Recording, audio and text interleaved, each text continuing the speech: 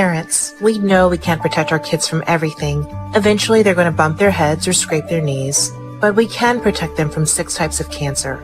HPV, or human papillomavirus, is a common, preventable virus that can cause cancer later in life. The HPV vaccine prevents human papillomavirus and all the cancers it can cause. The American Cancer Society recommends giving your sons and daughters the HPV vaccine starting at age 9 to protect them later in life. Kansas City's hometown sports station. Sports Radio 810 WHB Kansas City.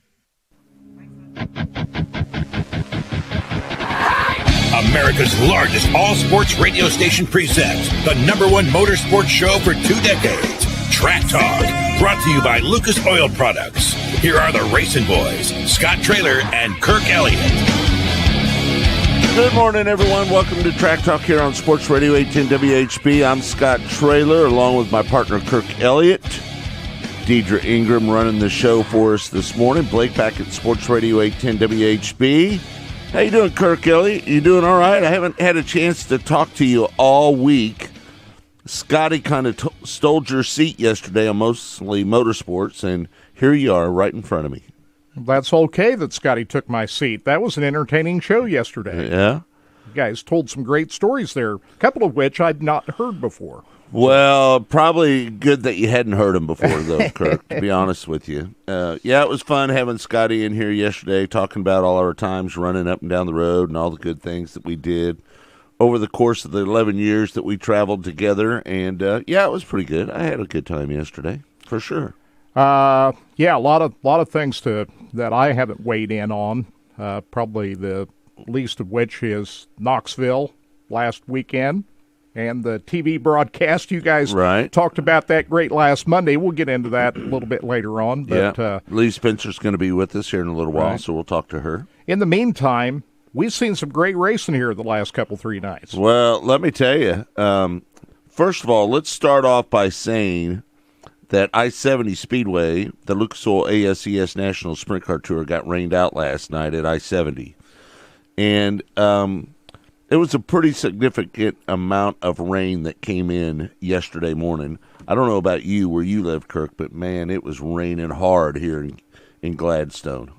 How about you? It was at my place, too. I live in Independence, which is about 30 minutes directly west of I-70 Motorsports Park. Yep. And when I woke up, it was so dark outside at, I got up late because I was watching races late. At 8 o'clock in the morning, I said, it should be light out, shouldn't it? But it was raining hard outside, so I wasn't a bit surprised that they had to pull the plug on that event last night at I-70 Motorsports Park. Which, what that means? That means tonight's going to even be a bigger show than it otherwise would have been. Yeah, well, and a good thing about it is it's going to pay $5,000 to win, $700 to start. So you'll have a good group of cars over there tonight. It'll be a good field of cars, a full field of cars. It's going to be some great racing. If you're listening to Sports Radio 810 right now, if you want to go to see a good race tonight, definitely go to I-70 Speedway. It's just about 45 minutes outside of Kansas City. Exit 41 off of I-70. Did you remember that was exit 41, Kurt? I did remember that. 41. From a long time ago. From a long, long time ago. So you get off at exit 41, you go over the highway, and then turn right down the outer road, and it'll take you right to I-70 Speedway. Should be some good action out there tonight, though, wouldn't you think? Oh, absolutely. Yeah. So very fast racetrack. And this begins a number of events at I-70 Motorsports Park. The All-Star is going to be there in late July, and got Lucas Oil late models coming up here in a little bit. So this will begin a pretty good stretch of races that they'll have. And they're going to be running the vintage cars out there tonight. Yeah. So I always like watching those guys. I'm looking forward to being out there, checking it out tonight. Yeah, you're going to go, aren't you? Yep. Yeah. Yeah, I can't wait. Well, so where do we start, Kirk? Do we start with Carson Macedo's win at Houston?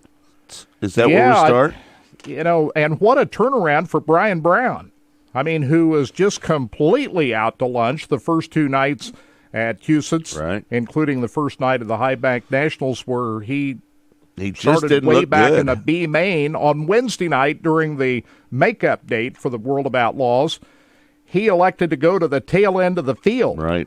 of the B main. We never did get confirmation why he did that, so we don't want to speculate. I would assume that it was probably a motor issue, and he didn't want to get ran over. I don't know if that's the case or not. I'm just speculating. So, not a good night the night before, but last night gets a podium finish, runs second to Carson Macedo, just one spot ahead of Riley Goodnow, which was a great run for Riley Goodnow as well, man. too. Yeah. Awesome. Yeah. Riley won a Sprint Invaders race here a Right. couple of weeks ago.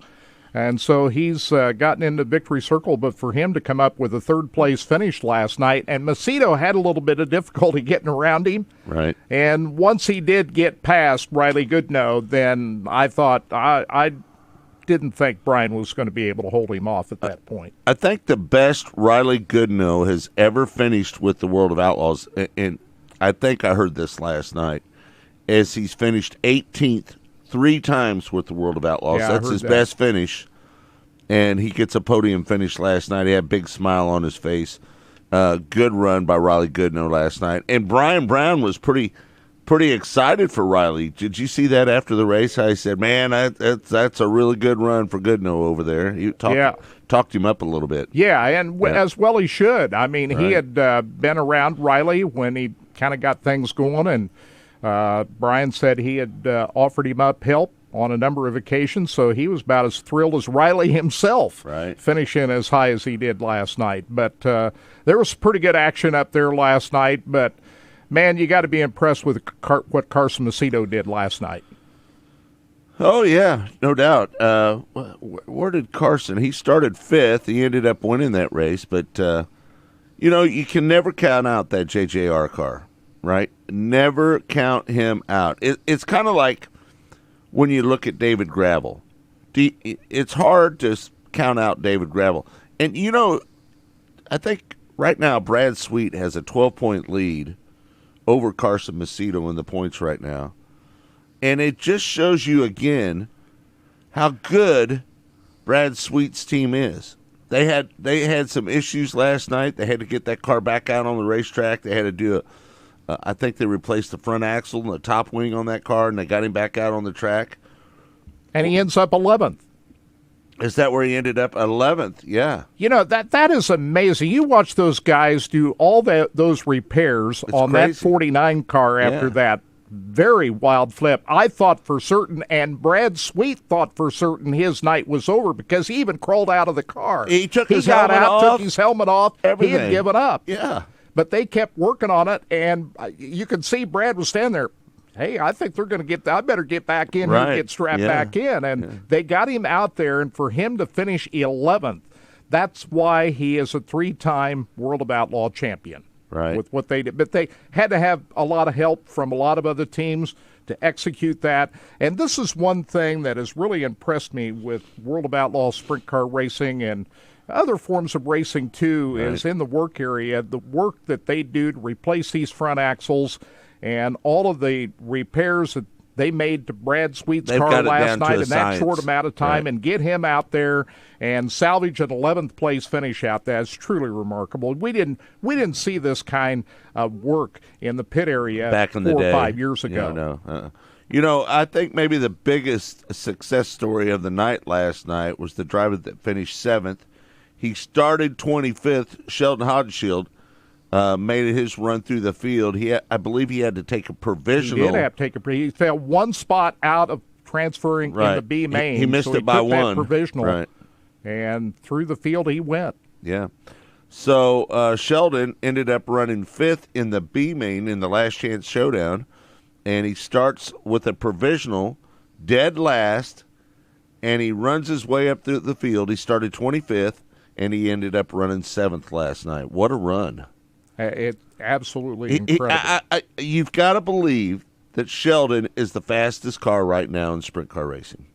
I got to believe that. Yeah, he's got 7 wins. Right. And didn't Macedo pick up his 6th win last night? Yeah. So he's one short of the number of wins on the season for the Outlaws. But Hodenshield, the way he is running right now and the number of races that he has won and run up front, and a lot of different types of racetracks, you got to say he's the man. I know that Brad Sweet is leading by 12 points, but Haudenschild is really running better. He and Macedo are running better than everybody else right now. Well, you just have to look at it this way. Brad Sweet's leading the points right now. He's got a 12-point lead over Carson Macedo. He's only won one race. But he's out of the 26 races that he's ran, out of the 31 races they've ran, he's got 26 top 10s, 16 top 5s, 1 win, and 31 starts. Now, you look at Carson Macedo, and it's a little bit different. The average isn't quite as good. Even though he has more wins, he's got 6 wins and 31 starts. He's got 16 top 5s and 24 top 10s, 2 less than Brad Sweet. That could be the difference. And then you got to go back one step further, and you look at Sheldon Haudenschild. He's got 7 wins in 31 starts, but he's only got 15 top 5s and 24 top 10s. So there's the difference. Brad Sweet a little bit more consistent than those other guys. And hasn't Sweet finished every lap? He's put that to a test this week. He did it. He ran every lap last year, and he's still on every lap this year. And because of his team's hard work and getting him back out on the track last night, they were able to stay on the lead lap. He's run every lap so far this year as well. They've been challenged to keep that going the last 2 nights. They went to their backup car last night after they flipped that car on Thursday night, did they not? Right. And what are they going to do? How damaged is this car now? Yeah, they made the repairs out there. He finished the 11th. But really, how damaged is this backup car now? Well, who knows? We'll just have to see how it goes tonight, right? Yeah, because they only carried the 2 cars around. They'd have to ship another chassis in, would they not? Right. I don't know how they'd be able to make that happen I don't know. tonight. They'll make it happen. Those guys. Are you surprised that the damage to that tail tank, that there wasn't fuel coming out of that tail tank as damaged as that was? No, that's just a cover. It's a cell. Yeah, it's just a cover. Let's step in and talk about Huset's not Huset's, but Skagit last night. Trey Starks picks up the win. Dominic Scelzi was second. Shane Golombek was third. Corey Day was fifth, and Tyler Courtney was fifth. I should say fourth and fifth. Corey Day was fourth. Tyler Courtney fifth. You know, Dominic had made the pass on Trey Starks before that last red flag came out. Right. And you think that he would have held on to that the rest of the way? They had to go back to the last completed lap, so that put Starks back out in front. And on the restart, Dominic didn't have anything for him at that point, but he had the lead a little bit earlier in that race where Dominic had got around him, and then Starks was able to slide him back for the lead. You know, one of the coolest things I like about what they're doing up at Skagit is they're allowing the cars to start on the back straightaway. Yeah. And there was one of those restarts where Dominic took real advantage of Trey Stark on the restart. Did you see that? You don't think he jumped the start on that? I don't think he did. Yeah. No, I don't think he did. I think that they allow you to start on the back straightaway. Everything's love and it's fair. It doesn't matter what you do at that point. Once the driver takes off from the back straightaway, you're allowed to do whatever you want as the second place car. And I think he went around him, and I don't think he jumped that start. Did you think he jumped it? Well, no, the rule is, as you point out, starting on the back straightaway. Is there a start zone on the back, or just if you through the green? Is there a rule not to pass before the cone? I didn't see a cone down there. Right? I didn't either. Right, me neither. But then Starks was able to get him back. I thought once Dominic made that move on that restart that time, I thought that's it. Dominic was going to win the race, but you got to give Trey Starks a lot of credit. He drove a great race last night, and it was dominant up on the high side at Skagit Speedway. Have you always seen that? You've been at that racetrack a number of times. It was dominant up on the high side last night. Well, you know, it can get that way at times. Sometimes you can putt around the bottom. Sometimes you can rip around the top. It just depends on what kind of track you get. It just depends on the preparation. Last night they were ripping the lip pretty good. So, yeah, it was good stuff. How Out of all the races that we've watched this weekend, I got to feel that those two races are the most critical races in the country right now. Wouldn't you believe? The race going on up at Skagit and the race going on at Huset's. Those are the two biggest paying races. Tonight, Huset's is going to pay $100,000 to win, and tonight at Skagit Speedway up there in the Pacific Northwest, it's going to pay $50,000 to win. Those are some pretty big money races tonight. And I have to say, I was impressed with the car count at Skagit. We question, okay, moving from 360 to 410s for the Dirt Cup, 49. Is that a great idea? Well, they had 44 cars at Skagit Speedway here this weekend. Not a bad car count. Yeah, so I didn't think they'd have that many. Yeah, there are some of those racers, and correct me if I'm wrong, some of those guys that ran 360s in the past that switched back over to 410s. Looked to me like. There was a couple of them out there running their 360s. Okay. Yeah, because they made mention of that last night on the broadcast. Another win last night. Pennsylvania Sprint Week started last night at Williams Grove Speedway, and Anthony Macri started on the pole, and guess what? He led the whole way. Mm-hmm. So that is going, and they'll be at it tonight, night 2 at Lincoln Speedway. They'll be at Port Royal next Wednesday and then Saturday, and that's where Macri really shines. But right. Pretty good action in the Pennsylvania Sprint Speed Week that's well underway, too. You know what I want to talk about? I want to talk about our friend Mike Mahler. He goes back-to-back at Lernerville. How about that? Great run. With the Lucas Oil Late Model Series. And Firecracker 100 tonight. Great run last night. It pays $50,000 tonight, doesn't it? Yes. It does. And this is an event that used to be a World of Outlaws event. And did the World of Outlaws, the World Racing Group, get sideways with the folks at Lernerville Speedway? Because they used to host the Dirt Cup. That's now an all-star event. The Silver Cup. Don Martin Memorial Silver Cup, that used to be an all-stars event, pays $25,000 to win. For years and years, that was a World of Outlaws event. That's now an all-star event. And the Firecracker 100 used to be a World of Outlaws event. Now the Lucas Oil Late Model Series has stepped in. So yeah. So, but it's cool to see Mike Mahler. We'll probably get him on Mostly Motorsports this week, I would think. He usually says yes to us when we ask him to come on. I thought Tim McCready would have something for him there. It looked like McCready had a chance to beat him there for a minute, didn't it? He was working the inside, and I thought for a second that McCready was going to get around him, but it didn't happen. Ricky Thornton Jr. ended up running third. What did you think of that? I thought Ricky Thornton Jr. was kind of a player in that race too. He was still running pretty good. Yeah, no, I thought, and that's a great half-mile racetrack, that Lernerville Speedway, and seemed like they were, guys were able to run up on the bottom as well as the top side of that racetrack. Yeah, right. Last night. So, well, my biggest concern right now is track preparation. And I will say up at Huset's, they've been doing an excellent job up there because there's so much money on the line. But at Skagit, it seemed to me like it was blowing a little more dust than maybe I'd like to see. Did you think it was that? Last night? I didn't think it was as good a track last night as it was on Thursday night. I didn't either. Mm-mm. But we'll see where it ends up tonight. But two great racing events for sure. They had a big night of racing at I-55, the Federated I-55 Speedway in Peabody, Missouri last night, where the Extreme Outlaw Series non-wing sprint cars Alex were in Bright action won. with the the World of Outlaw late models and the UMP modifieds. Right. All in action last night. Alex Bright, big night. Yeah, good win for him down there at I-55. Man, have you ever been to that racetrack, Kirk? I have. Peevely? It's been a while. I saw a World of Outlaw event over there back in the late 80s. Scotty was down here with me last night. He says that's a must-see track. It's a great racetrack. I've not been there.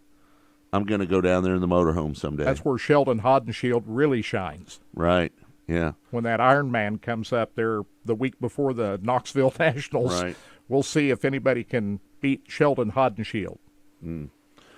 Well, we'll have to see. I'm not sure, but I definitely want to go to I-55, Peabody, Missouri, just outside of St. Louis. You said, what year did you go there, Kurt? 87, 8. 88, something like that. It's been a while. It's probably changed a little bit since you've been there. But the track's the same, I think. Yeah. Should be. What are you going to do tonight? You going to go to I'm I-70? going to go to I-70. Yeah, for sure. I want to see some live racing. Yeah, no doubt. All right, well, we're going to take a break, and when we come back, and more of Track Talk right here on Sports Radio 810 WHB. Don't forget, Track Talk is brought to you by Lucas Oil Products. It works.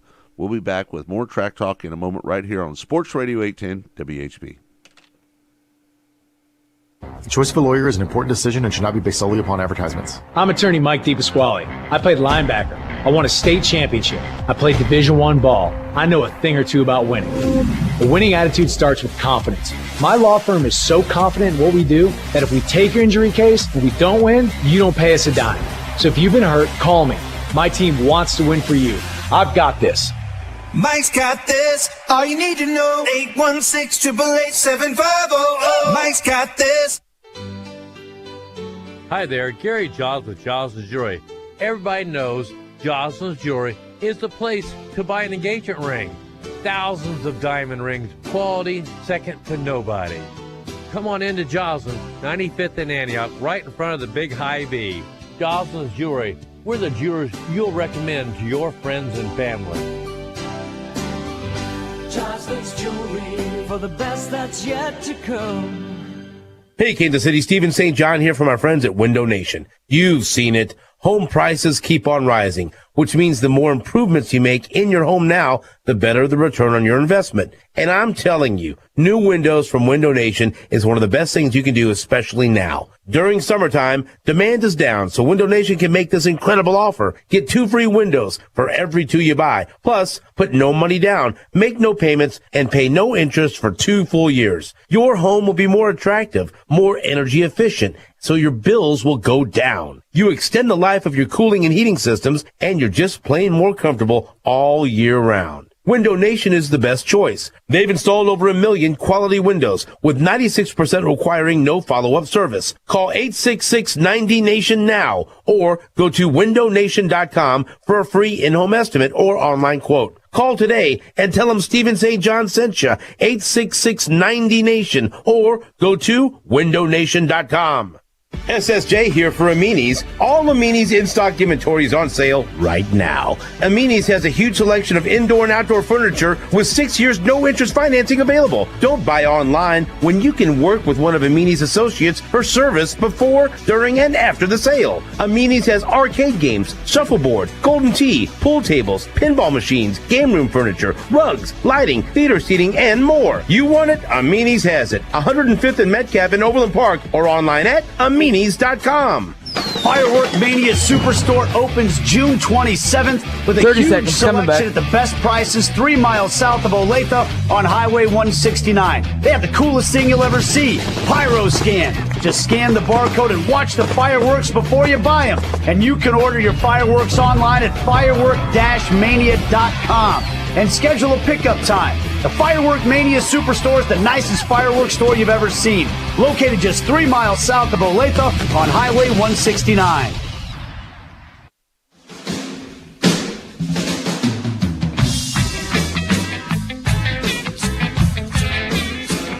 Welcome back. It's Track Talk. It's all brought to you by Lucas Oil Products. It works. Folks, use Lucas Oil Products. If you ever get a chance to meet Forrest Lucas, one of the nicest guys in the world, man. He has been a great supporter of the Racing Boys for over a decade. So we're very fortunate to have Lucas Oil involved with our show, mostly motorsports. We do it Monday through Friday, and we've done a lot of interviews during the week. And we thought we'd start off by playing a little tidbit. Now, these are just fractions of these interviews. Most of these interviews are about 20 minutes long, but we give you about 5 minutes worth. And we thought that we'd give you one with Ryan Timms, who picked up 2 wins at Jackson last week and then 1 win at Huset's. He picked up a $10,000 bonus for winning all 3 nights. It's $25,000 he ended up winning. The kid's 15 years old, and he's one of the most talented young drivers in the country. And I had an interview with Ryan Timms earlier this week on Mostly Motorsports, and this is that interview.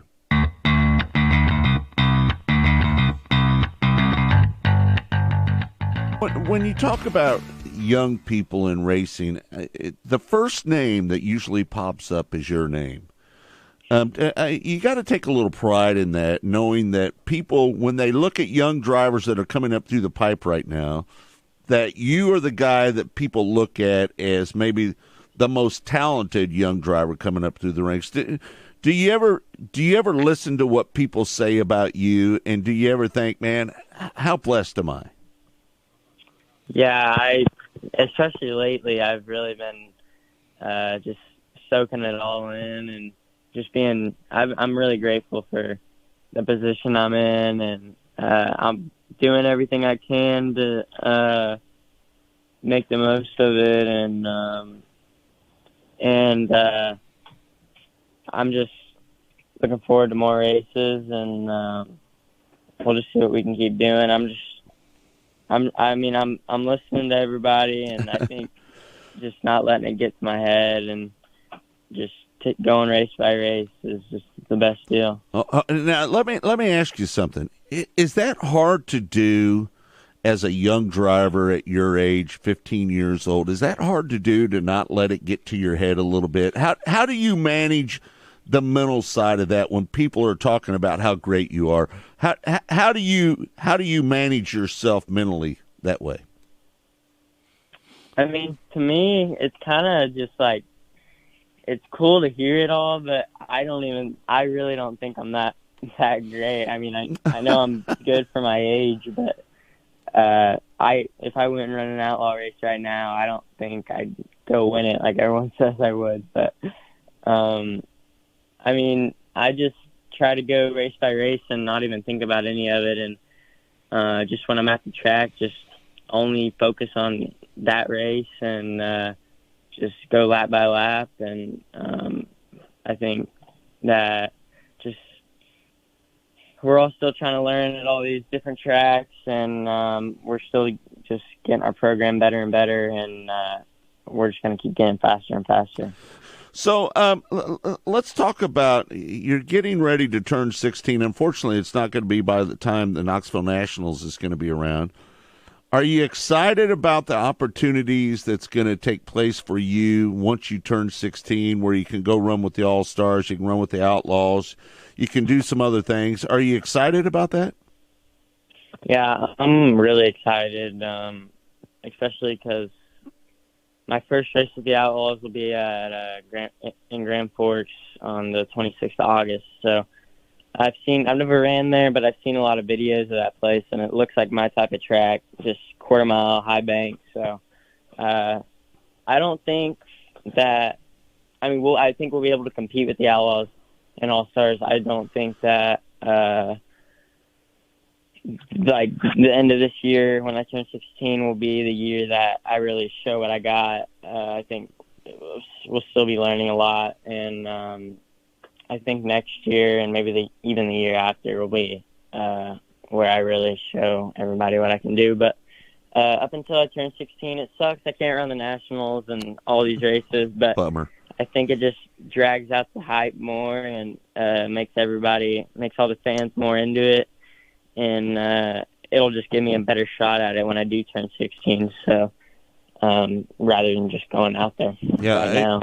How about, I think you're going to run the Front Row Challenge, right? Is that correct? Did you guys just announce that? Yeah, that just got organized. Thank you to Terry McCarl for letting me. Originally, I wasn't going to be able to, but he made an exception. So I really appreciate him. He's been really generous to all of us. So just big thanks to him for letting us run that. That'll be a cool deal. Yeah. So what is the? Let me ask you. You know, we talked about this a little bit. Have you ever thought about driving something else besides an open wheel car? You know, we cover late model racing, the Lucas Oil Late Model Series, the World of Outlaw Late Model Series, the XR Super Series. Have you ever thought about jumping in a late model? Have you ever done that? I've never done it. It's crossed my mind before. I think it'd be cool. but I'm just so invested in the sprint car deal. I'm sure eventually down the road I'll try it out, but as of now, I'm just trying to make a name for myself in the sprint car stuff. So we'll just keep sticking to that and just see where that takes me.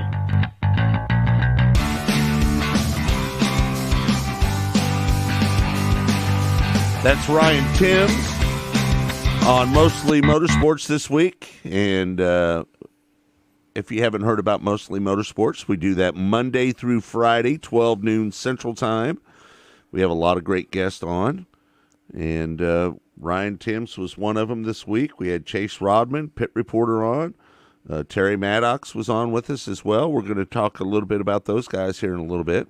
I was very impressed with that interview with Ryan Timms. I got to tell you, I mean, he was very That's only insightful. a small portion of that interview, right? I mean, you want to hear the whole thing, just go to the Mostly Motorsports podcast section on raceboys.com, and it's, what day was that you talked to? The days all run together after a while. Was that Monday? Kirk, don't ask me. You know how bad I am with days. I think it was Monday. Right.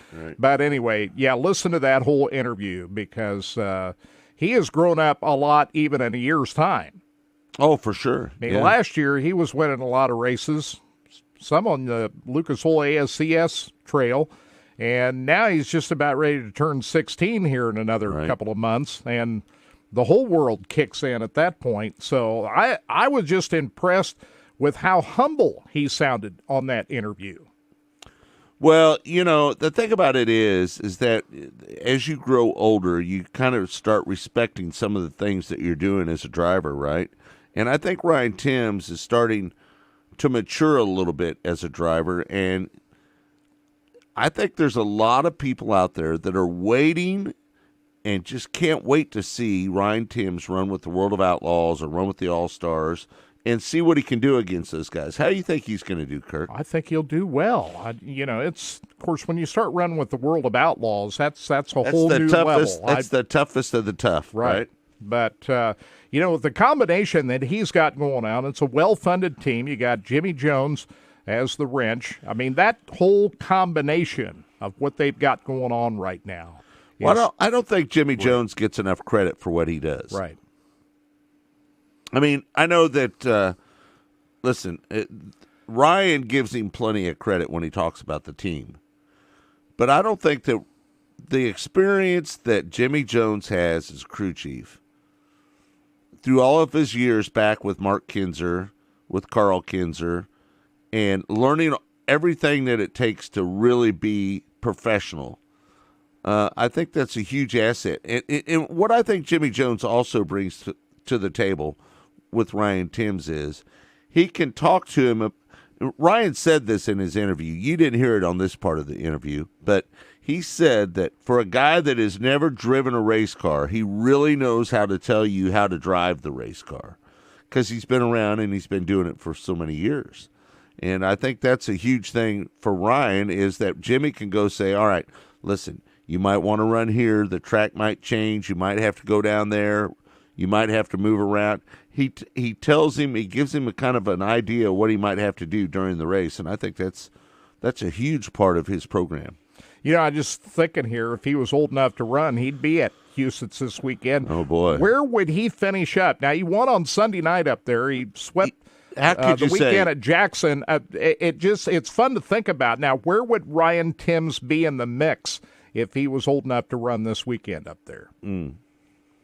I would say he would have made the A mains, and he would be, I would say that he would be doing pretty well. I'm not saying that he would win any of these races up here, even finish in the top 5, but could he have gotten top 10 finishes the last 2 nights up there? I say, yeah.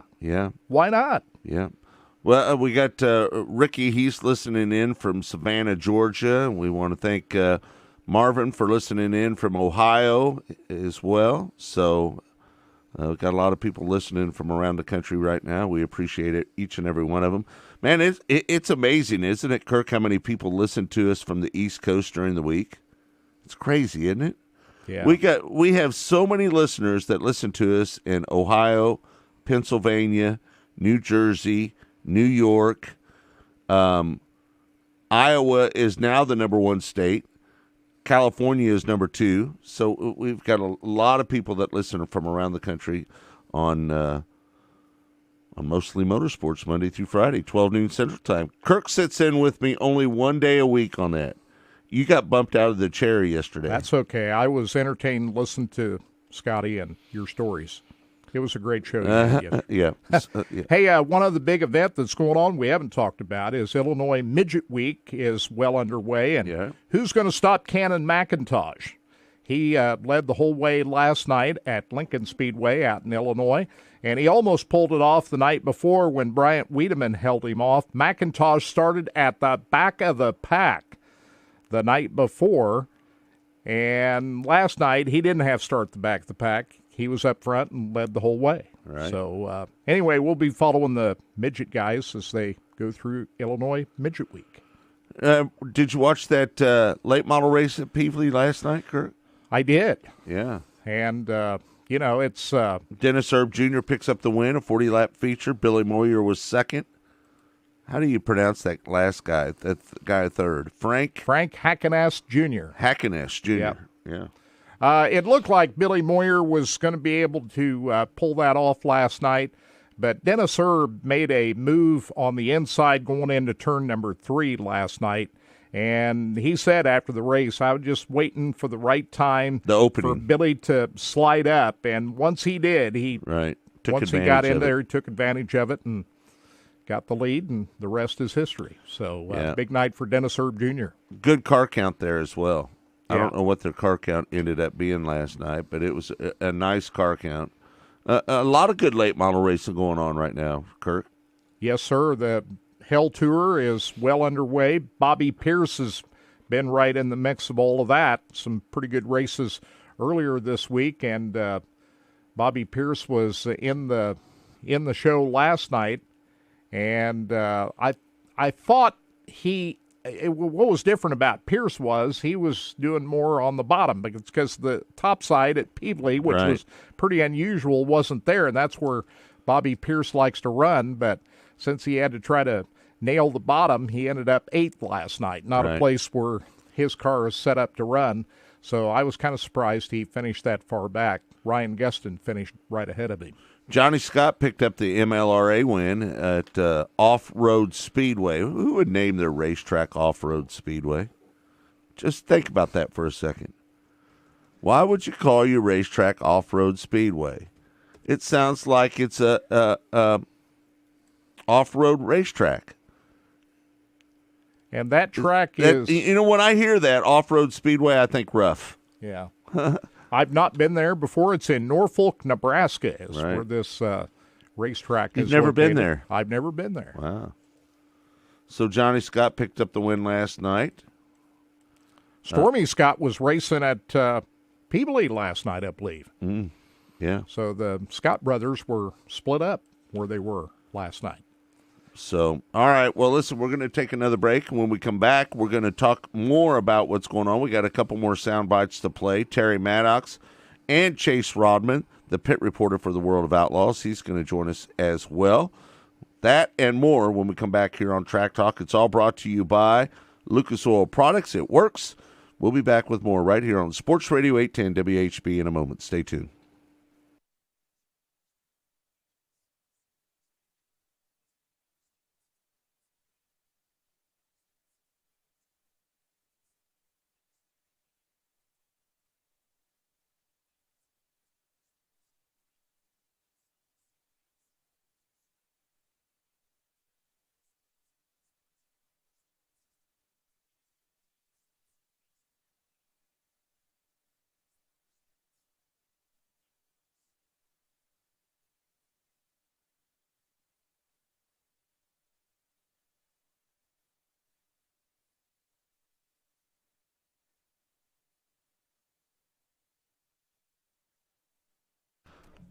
All right, so I guess we're not ready to take a break back there at Sports Radio 810 WHB. So when Blake tells me he's ready to go, we'll take a break.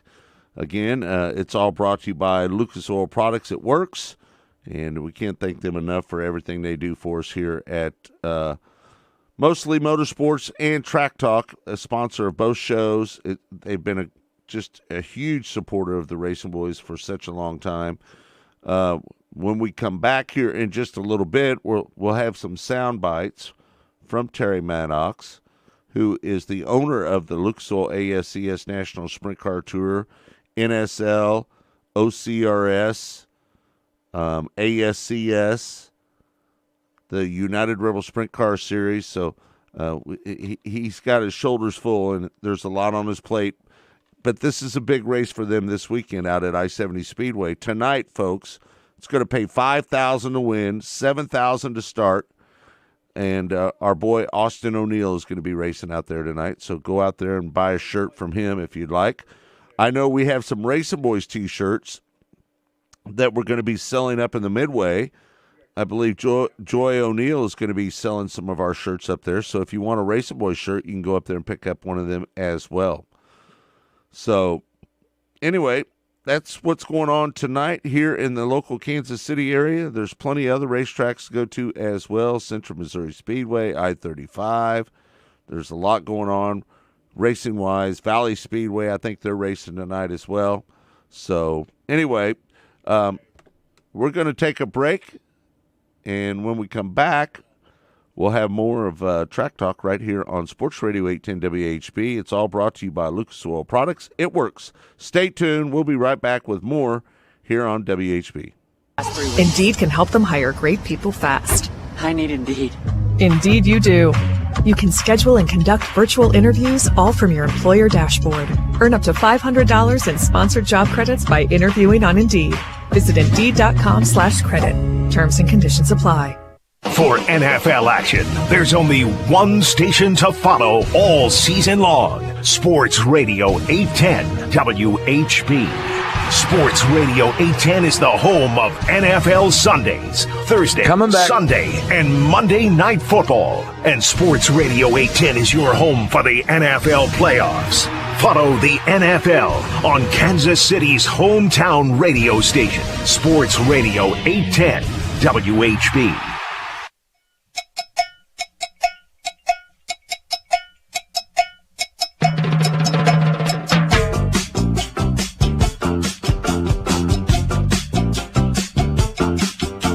Welcome back. It's Track Talk here on Sports Radio 810 WHB, as well as RBN, the Racing Boys Broadcasting Network. You can always watch us live in studio or in studio cameras on our Facebook page, Twitter account, YouTube, racingboys.com. All right, I think we'll go next with Terry Maddox, Kirk. So we'll go with Terry Maddox. This is a conversation I had with one of the young, great up-and-coming promoters in the business. He is such a hard worker and has taken on quite a load, owning several series, none bigger than the Lucas Oil ASCS National Sprint Car Tour that's going to be here at I-70 Speedway tonight. This is my conversation with Terry Maddox a little bit earlier this week on Mostly Motorsports.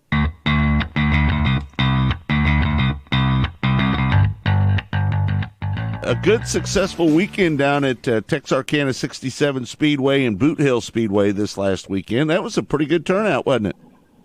It was, for not really having many sprint cars down in that part of the country. The fans came out and got to enjoy 26 ASCS cars on Friday and 21 on Saturday with our return. We haven't been to either one of those racetracks in over, I believe it was 11 years for Texarkana and 21 years for Boot Hill. So I heard that Boot Hill had a huge crowd down there. They're probably pretty happy with their results. Yeah. So it looks like you'll probably be going back down there again in the future, right? Yeah, we're already working on dates with them, even a possible 2-day show next year. Man, Terry, that is fantastic, man. Wouldn't that be cool to get a 2-day show down there? This weekend, before we talk about this weekend, I just noticed it. You added a race to the schedule up at Boone County Raceway.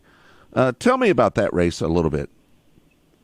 It's going to be on Friday, July the 1st. It's a Friday night before we go down to Waukene, Kansas. I got a 2-day show that I'm putting on July 2nd and 3rd. But up at Boone County, never been to. It'd be the first time the Lucas Oil ASCS has ever been to the track up there, and celebration deal they're doing. So we're happy to be a part of it. So, Terry, let me ask you: when you start looking for racetracks, do you when you start looking at them, do you go outside your box? Do you ever get like in the Speedway directory and start looking around at racetracks, or how do you come up with some of these tracks that have never had a Lucas Oil ASCS National Tour event at? Well, used to you go to the Speedway directory, but now with the resource we have at the palm of our hand, My Race Pass, you can go on there, and there's usually every Friday night or Saturday night I'll go through looking at results and car counts at tracks all over the place, and if some of them look familiar or never been to them, you write them down and give them a call and see if there's any way that we can put on a show. Right. This weekend, it's a big weekend for the Lucas Oil ASCS National Sprint Car Tour. This is going to be the first time they've ran at I-70 Speedway. Tommy Estes, the old director of the Lucas Oil ASCS National Sprint Car Tour, runs that racetrack now. It's one of the state-of-the-art facilities in the country, isn't it? It has. They've put a lot of work into it, and we're excited to be able to debut the national tour over there. The All-Stars, the Outlaws, and USAC have all ran at it, so we're going to finally get our chance to go see what it's about. Yeah. So it's a 2-day show, and I want you to explain to everybody, it's going to be a kind of a show-up point race, because I think Tommy wanted to kind of tweak on the format a little bit, didn't he? Yeah, we changed it this year that any event that does not follow our standard national format will be a show-up point still. Yep. So they are going to follow the old All-Star format, what I was told, and instead of passing points after qualifying like we do, it's just going to be basically based off your time all night. Yeah. Is that hard for you? I hate to ask you this tough question, but is that hard for you to stomach sometimes when you want to stay with your format and a promoter wants to change the format and then it's got to turn into show-up points? Is that tough for you to stomach sometimes? Not a whole lot. I mean, there's only 3 of them this year. The I-70 show this weekend, the Knoxville and I-30. And Knoxville and I-30 have always been a different format than what we normally use. So we just added another weekend here with big money on the line and just a different format, and just make it a show-up point where they don't have to worry about points and go out there and have some fun. Yeah. It's a big weekend, and I've been telling everybody that's listening to the show right now, if you're within a few hours of I-70 Speedway, it's one of the state-of-the-art facilities in the country. You need to go because it's going to be a great show this weekend, Friday and Saturday, I-70 Speedway, Odessa, Missouri. The Lucas Oil ASCS National Sprint Car Tour, as well as the ASCS Warrior Region, is going to be running out there. It's going to be a fantastic show. Now, we've been told that they added a support class yesterday, the Good Old Time Racing Association. I don't know if that's the name of them or not, but they are going to run the old-timer cars out there. That's what we're hearing now, right? Yep, that's what I saw, too. The vintage cars will be out there to give us a little bit of time in between our races to get everyone ready to go and keep the show rolling.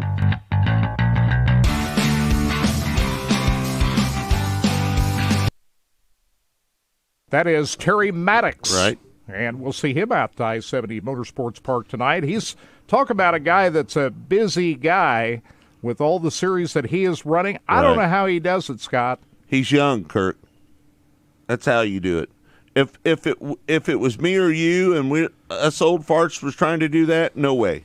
No, but he can do it. He does a great job too. We're pumping the brakes on life. He's stepping on the gas, and that's okay. Yeah, when you're his age, yeah, that's what you should do. So, I mean, there's not many people in racing as young as he is, as talented as he is, doing what he's doing right now. He's going to be a fixture in this industry for a long time. Yeah, no doubt about it. All right, and another interview that we did this week, and we'll get into it real quick because we're limited on time, was Chase Rodman. He's the pit reporter for the World of Outlaws, one of the best in the business.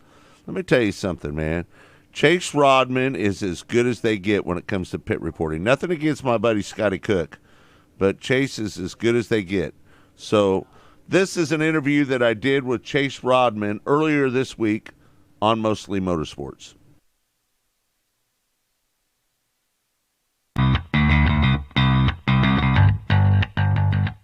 The biggest story of all the stories was David Gravel. He takes the lead, and the next lap, he rock crawls the wall going down the front straightaway. He's trying to get around Robbie Price. I think Robbie Price gave him enough room. We looked at the replay several times today, and it looked like he had about 1.5 feet or so between the two of them. But I'm not sure if Gravel just kind of twitched a little bit and just got up on the wall, and unfortunately it tore his car up good enough. A valiant effort by those guys trying to get that car back together. They were so close to making it back out onto the racetrack. And it was hard to tell how much room there was between David and Robbie there. And in my opinion, from where I was sitting at, it looked like Robbie came up and kind of put him in the fence. And then when I went back and watched the replay, I was, pretty surprised to see that they, like you said, 1.5 feet, maybe 2 feet of room between the two. And then right. I don't know if David maybe thought that Robbie was coming up a little bit more or something and tried to compensate for that. And just, once you get that right front tire into the wall, that's going to be a problem there. But like you said, those guys got super close to getting him back out there, because as soon as they came to the green, they dropped the jack and he was ready to go back onto the track. So, and somebody was telling me last night that might be that could be the nail in the coffin in his championship run. Obviously, there's still a long ways to go this season, but I don't see Brad Sweet having any issues like that. He doesn't DNF very often, so it's going to take a lot for David to come back from a night like that. And it makes it even worse that he was poised to win the race, and then goes on to finish, I don't even know, 22nd or something, 20th. That was tough to see, but, maybe over the next 3 nights, Dave will be able to redeem himself here. Yeah, David Gravel's 74 points out of the lead right now. It's remarkable when I sit here, and you tell me, I think you know the number.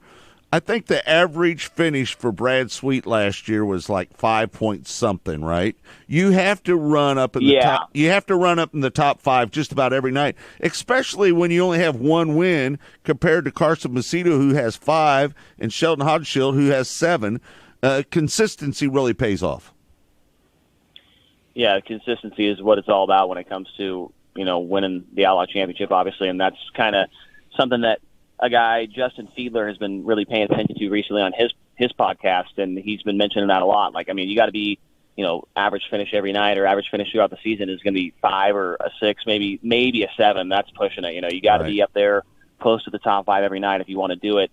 And I think Brian Walker put out a tweet, maybe it was somebody else, but I thought I saw something about somebody winning a championship, and the least amount of wins they had was 8. I want to say maybe it was Darren Pittman or something, and then the other one was Danny Lasowski or something. They had 8 wins, I think, and won the championship. And right now, Brad's kind of on that pace. It seems like he's only got 1 win in the first we're close to 30 races now. So I don't think he's going to end the season with 1 win by any means, but right. Obviously, when he's 6th and 7th place every single night, it's going to be hard to gain points on him for sure. Right. You're around these guys a lot. Do you sense any frustration in Brad Sweet with only 1 win? Do you feel that when you talk to him? Does that consume him at all? Honestly, I feel like I haven't really noticed much of a difference in his demeanor or his behavior or whatever. I talked to him on the podium at Beaver Dam one of the nights, and obviously, Brad's mentioned it multiple times over the last 2 years that I've been doing this, is now that he's won 2, 3 championships, his main focus now is winning as many races as he can, and obviously he's not doing that right now. But I think that he's still, obviously when you win 3 championships, oh yeah, I've done it, and I don't need to do it again. But obviously there's still a lot of money at the end of the season, and I think he realizes that. And, obviously you want to win 10, 15, 20 races. That's what his goal is. But, I just don't know what is going on. I don't know if it's him. I don't know if it's the car. I don't know if it's the crew chief. I really don't know what's going on. Nobody's really, spilling the beans on that. But it's hard for me to believe that after 3 years that those same 3 guys, Bowman, Eric, Joe Mooney, and Brad, those guys have all been together for the last 3 years when they won those championships. It's hard to believe that something has gone wrong over the off season to where they're off now. But that's what they are, man. They just seem to be a little bit off right now. Yeah. there you have it. That's Chase Rodman. And let me say this about Chase Rodman. There's not many better than Chase Rodman in the business. Nothing against our brother Scotty Cook, right? But Chase Rodman is very studious and very prepared when he does his interviews. He's always got some stats, some nuggets of information. He's as good as they get. And, last night, he's doing a great job this weekend for sure. But how about the local announcers at Houston Speedway? Are those guys great or what? Sean Neistat and Austin Lloyd, those guys do a great job. And so they're kind of teaming up with Johnny Gibson and Chase Rodman there. And it's those guys are doing a heck of a job. You know what I've noticed with pit reporters lately? That they're throwing a lot of these young people in there, right? There's no future in old guys like us anymore. And 2 minutes. I'll tell you this, Kirk. There's a few of the young people that are out there doing pit reporting right now that need to work on their craft a little bit more. Yeah. Well, they all had to start somewhere. They got to start somewhere, but I'm just saying, I just don't believe that some of them are ready for prime time yet. Do you? Not yet. Yeah. But they'll get there. Yeah. And you're seeing already improvement. I thought the girl who did the events out at Skagit Speedway last night, she's coming along. She does a pretty decent job. Caleb Hart and Blake Anderson doing an excellent job on the Ashley, the girl Ashley that did Skagit? Yeah. I don't think I didn't think she's very good. Well, she's got a ways to go, but she's coming along. You know what? Scotty and I were watching last night. She wasn't in tune with with what's going on out on the racetrack. She was just standing around with a microphone in her hand, not get in there and try to work it. I didn't say she didn't have room to improve. I'm just saying that she's on the way up and not quite where the level is of some of the others like Christy Bemis and Chase Rodman. All right, hour number 2 coming up here in just a moment, folks. You can watch it on Facebook, Twitter, YouTube, or racingboys.com. It's hour number 2 is a little bit different than hour number 1. We loosen up a little bit. We hope that you'll join us. Lee Spencer's going to join us in hour number 2 as well. We'll talk a little bit about what's going on in dirt racing and cup racing as well. So hour number 2, again, all brought to you by Lucas Oil Products. It works. Again, follow us over there on Facebook, Twitter, YouTube, or racingboys.com. For Blake, for Deidre, for Kurt, I'm Scott saying thanks for joining us here on Track Talk.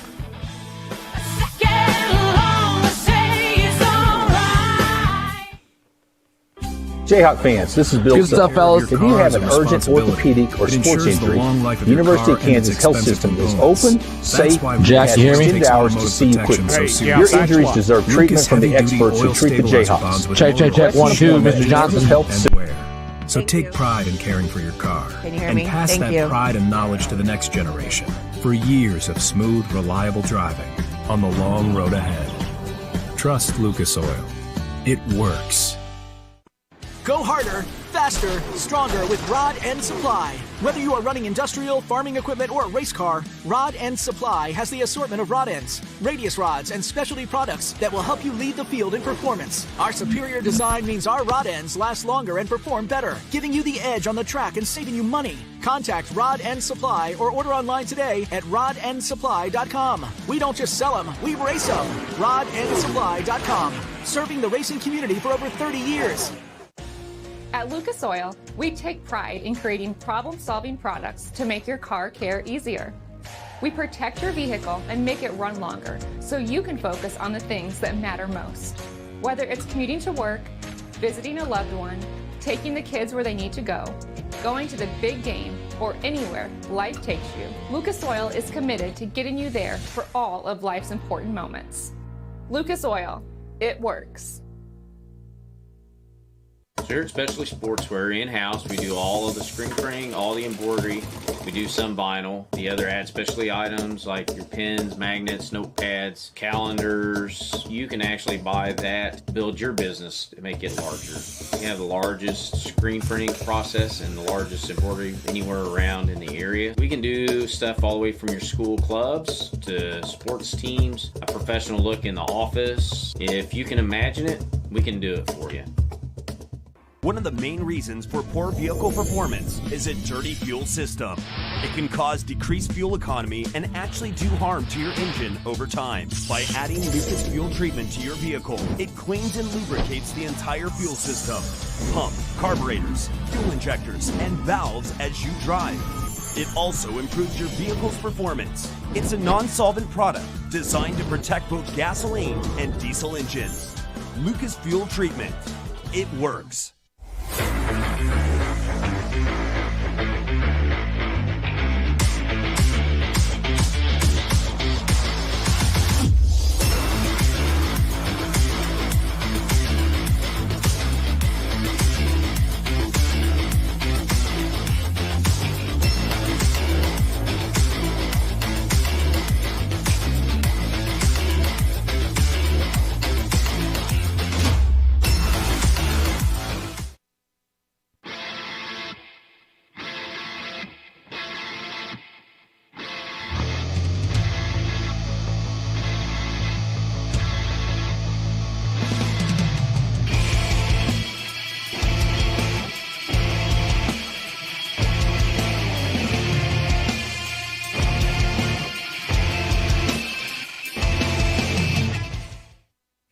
Cigarport.ca is your go-to online store for exclusive cigars produced from the best quality tobacco in the world.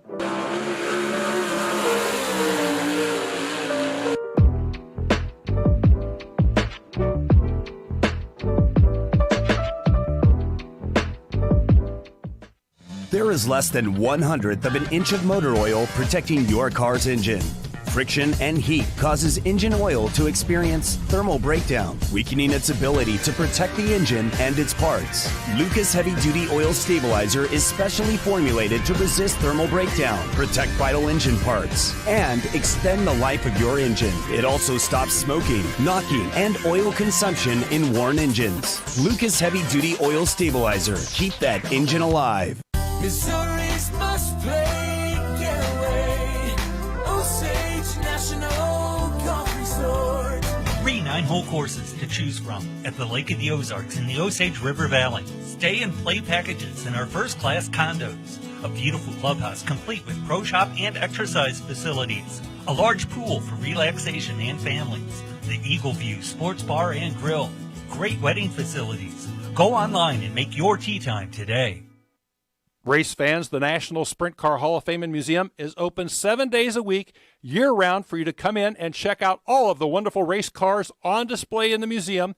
And our online store at sprintcarstuff.com is open 24 hours a day for you to check out everything that we have in stock for sprint car fans. Whether it's for a birthday, anniversary, or Christmas, sprintcarstuff.com has it all. That's at the National Sprint Car Hall of Fame and Museum in Knoxville. Next to your vehicle's engine, your transmission is the most important component of your car. If it's not properly maintained, your car may not shift properly.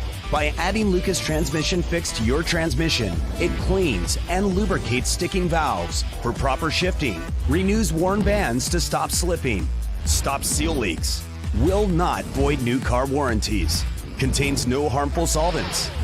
Lucas Transmission Fix. It works. Hey everybody, this is Larry the Cable Guy, and if you're not listening to the Racing Boys, then you've got some sort of head problems. You gotta listen to the Racing Boys. Get her done! Welcome to Hour 2 of Track Talk on the Racing Boys Broadcasting Network.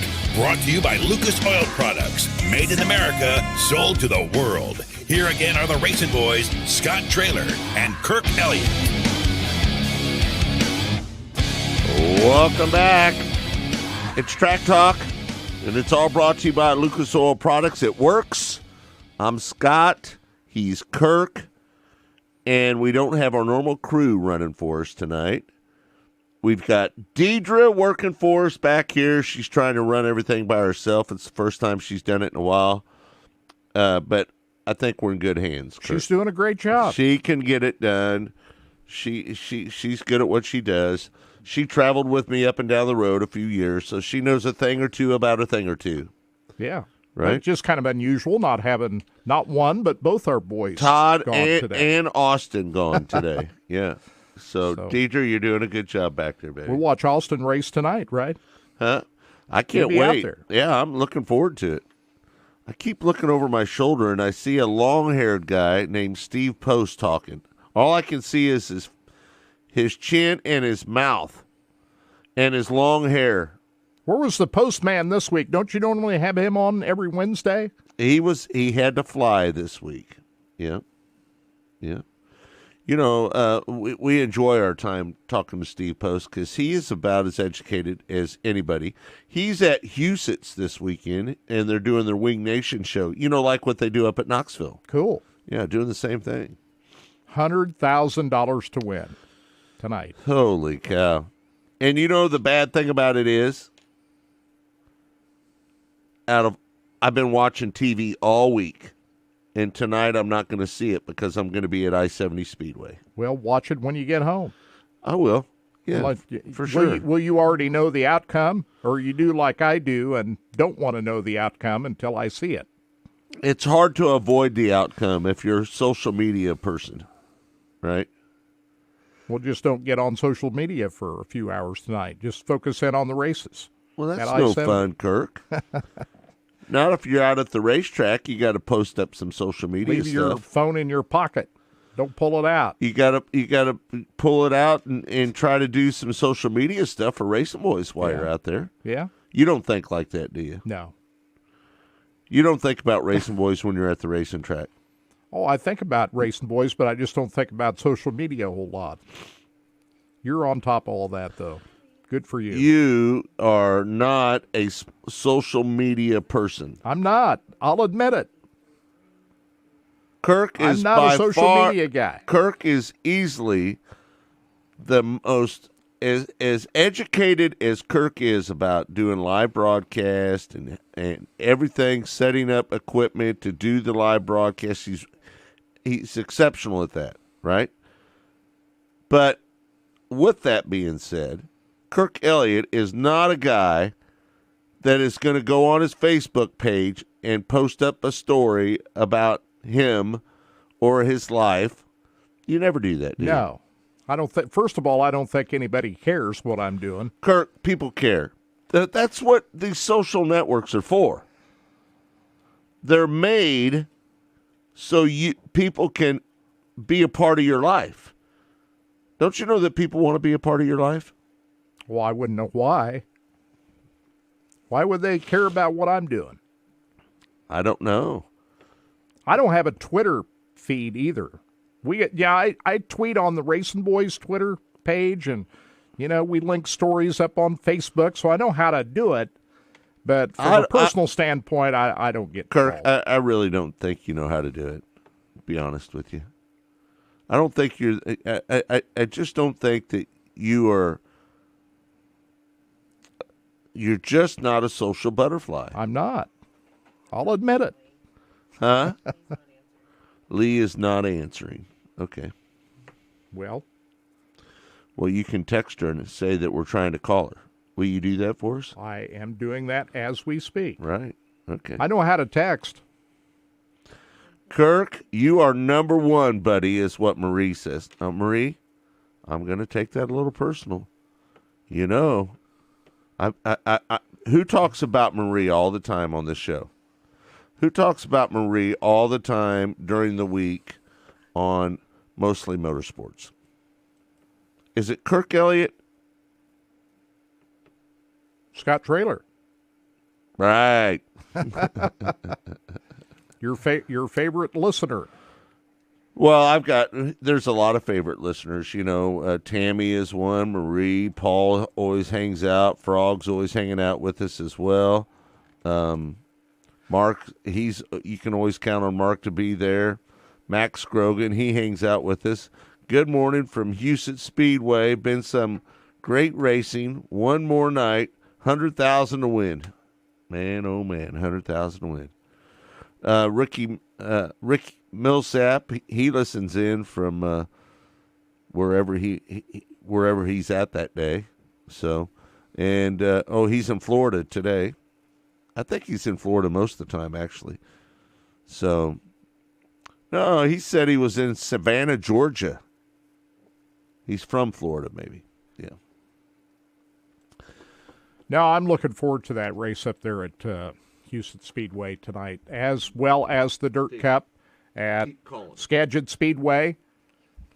Looking forward to see how that turns out as well. Pretty interesting first two nights out there at Skagit Speedway with Tim Kading winning on Thursday night and Trey Starks last night.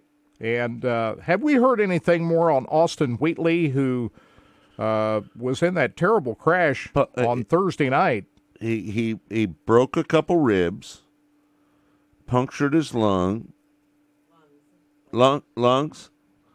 and are we sure that he broke an arm? Because, I've heard other people not say that he broke his arm. All I saw was in the press release after the race, he took him in complaining of back pain. That's all I know. Yeah. That was a scary crash. Very scary. I mean, he hit the wall hard enough, but then when you get hit by another car, and that's always the thing that really frightens me, Right. Scott, his car gets turned sideways on the racetrack and gets slammed by another car. That, to me, is the scariest type of crashes. Right. The 18 car hitting. I can't think of that guy's name off the top of my head. So. Yeah, the Tanner, I forgot his last name, too. Yeah. Anyway, but he destroyed that car, and then he got in a wreck last night. Did you see that? Yes, he did. Tore He got his car up again. He got upside down again last night. So he's having a rough go of it. Yeah, it's and not to come down on him. He probably just he didn't react soon enough to try to avoid hitting Austin Wheatley's car. Right. So that's Wheatley come down right in front of him. There was nowhere to go. Tanner Holmes. Tanner Holmes. Yeah.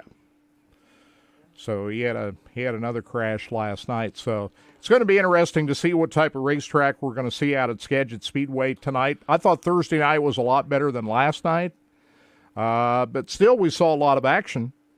Mm-hmm. It wasn't short of action on the racetrack. Dominic Scelzi making those slide moves on Trey Starks, and he just couldn't quite get it to pull off. Shane Golobeck really made a nice run there at the end of that race last night. And how about Corey Day? How talented is this kid? Man, I picked him to win last night, by the way, just so you know. He made hard contact with Tyler Courtney that one time Right. there. I thought that was going to end up worse than it did when those two guys got together. Right. All right. We've got Lee Spencer on the phone. She joins us now. Where are you at, Lee? Hello, Lee. Hey, how are you? Where are you at? Nashville, right?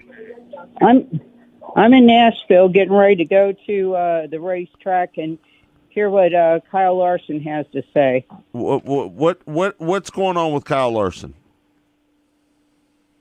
He's got an initiative with the intercity racing deal, so we're going to hear what his plans are, I guess.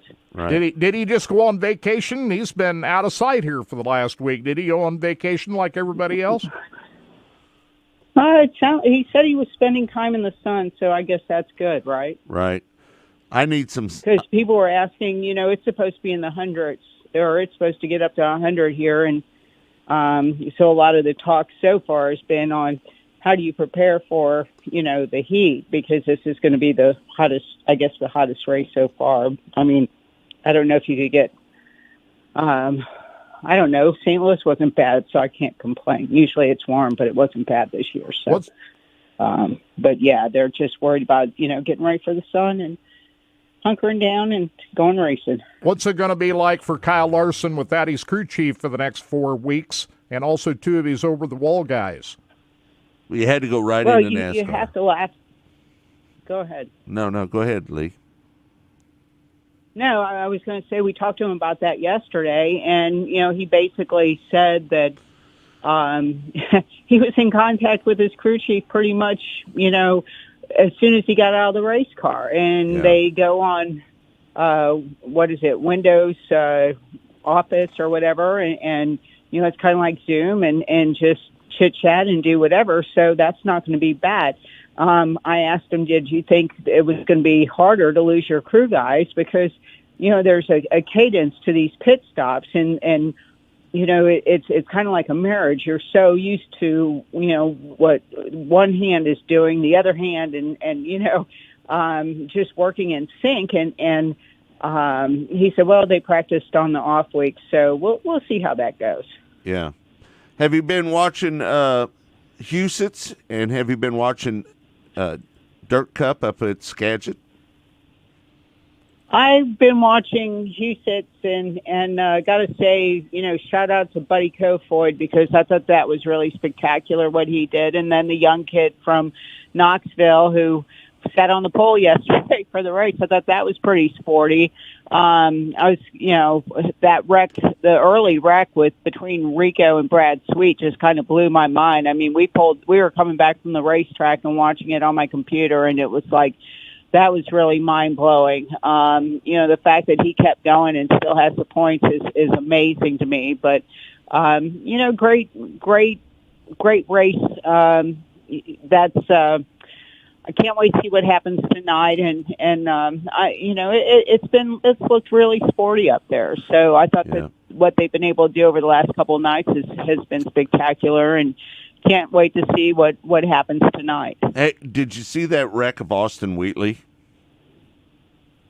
I did not. That's Skagit. Oh, my gosh, it was horrible.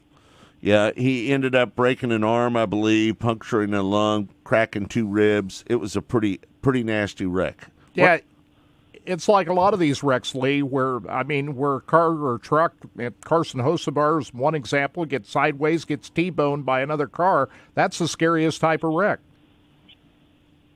Well, I got to tell you, I saw him last night as I was leaving the racetrack, and I felt so bad for him because he's hobbling on crutches. Kid looks exhausted, right? Waiting for the car to come get him. Where the hell is the golf cart? I mean, and, if he's trying to man up and, walk on crutches and not take the golf cart, I mean, I get that he's young, but, man, you got to save your energy, and you've got to save your legs, because the kid just looked, he looked spent yesterday after that race. And, it was hot, and I get all that, but somebody needs to make sure he's taking better care of himself, because that was, that was one of those deals where 2 weeks in a row, the safety crews weren't really on top of it. And it's not like it was during COVID where we all can't get in meetings and, exchange ideas and, do it more traditionally. But I'm glad that, at the racetrack, at least the stuff I've been watching on dirt, they've been pretty on top of it. But, we keep forgetting how dangerous this is because, especially NASCAR, because you just haven't had the fatalities that you once had. But my gosh, these drivers are still vulnerable behind the wheel. The fact that Brad Sweet, the last 2 nights have been able to survive and keep going is just a testament to, to his willpower and the safety that they've been able to build in these cars, because it hasn't always been that way. But, right. I'd like to have a night at Huset's when Brad Sweet can at least start and finish in one piece. Well, we were talking about that a little bit earlier in the show, how consistent he is and how top fives is what it's all about. I mean, if you're not going to win races, you got to pound out a bunch of top fives to win the championship. And I think Brad averaged 5 point something last year to win his championship. So I think that's what it's all about. If you can't win, because you just look at how many drivers have won. What is it in right now? Carson Macedo has 6 wins. Sheldon Haudenschild has 7 wins. Brad Sweet only has 1, and he's got a 12-point lead over everybody else. It goes to a lot of consistency, I think, and I think that's kind of been the key. Is more so on the dirt side than in NASCAR, because in NASCAR it just comes down to that last race of the season, and all the marbles are in that basket, which I'm not a huge fan of, and so we'll see what happens. I don't know. I think you're absolutely right. That's the big reason he's been able to keep Right. going, all these years. Is it a big surprise that Martin Truex signed back up with Joe Gibbs? There was a lot of people that thought that he might be out. Is that a surprise to anybody? I got to say that, I understand it both ways. I understand that his desire to win is, quite stout right now. And I think from that standpoint, it's good. It's good that he wants to come back fighting. But I just, I know he's capable of doing it. The team, he says he has a great team. I just kind of want to see more out of, this group and what they're able to do. Sorry, I'm trying to find my keys. But to be fair, Martin Truex he's shown flashes this year, hasn't he? Well, he has, but I don't think he went into this year with open eyes as far as what he expected to get out of this car. And I think that at times that I think he's better than his equipment right now, and they've had issues on pit road. So, I kind of hope that they figure out what he needs to feel comfortable in that car so it's not an issue, and he can just go ahead and do what he's used to doing, which is winning. And, I thought that it's significant that he wants to stay. I think it's significant that JTG Doherty re-signed Stenhouse. Just seeing these guys, do what they do, and having the security to go forward. I'd like to hear what's going to go on with Eric Jones. He's still kind of like out there in the ether. We're trying to figure out what his next move's going to be. So, right. But we're starting to get in the middle of silly season, easy for me to say, right? But we're ready to, we're in the middle of that. And so it's kind of interesting to see how things are playing out. Right. Is it just a 1-year deal that he signed? A 1-year deal? Truex, yes. Yeah. Because, I think he's going to go year to year, and if he doesn't feel like it's happening, if he doesn't feel like it's working for him, then he's going to go do something else. He doesn't have to work for a living, bless his heart. And I think that kind of gives him freedom that, most of us would love to have but don't. But, he does. And good for him. And, right. We'll kind of see what happens over the next year and if he still likes the car. And he thinks he has more championships in him. And he's contended in the top. He's gone to the Final Four in 5 of the last 7 years. So Right. I think that that bodes well for him continuing that that streak of being competitive. But there are a lot of young guys coming along, and he's going to have to contend with it. He turns 42 next week, and we'll see. Yeah. How much of this figures in what Ty Gibbs's timeline is as far as moving him up to the Cup I think Series? a lot. I think you hit the nail on the head that a lot of it has to do with what Ty decides he wants to do in the coming years, and so that's going to be something that we have to take into consideration. When is Ty going to be ready? And I probably, my guess is sooner than later. I'd be really Right. shocked if we don't see him in some form of a Cup car this year. Oh yeah, just to dip his toes in the water a little bit. Yeah, I agree with you. How Well, about everything he gets into, he's takes fast. off, and yeah? I just don't expect Cup to be any different. Right. He studies, he's consumed with racing, and that's what he does. And I continue, I just expect that to be. I don't expect Cup to be any different than what he's been doing now. Right. What about Ricky?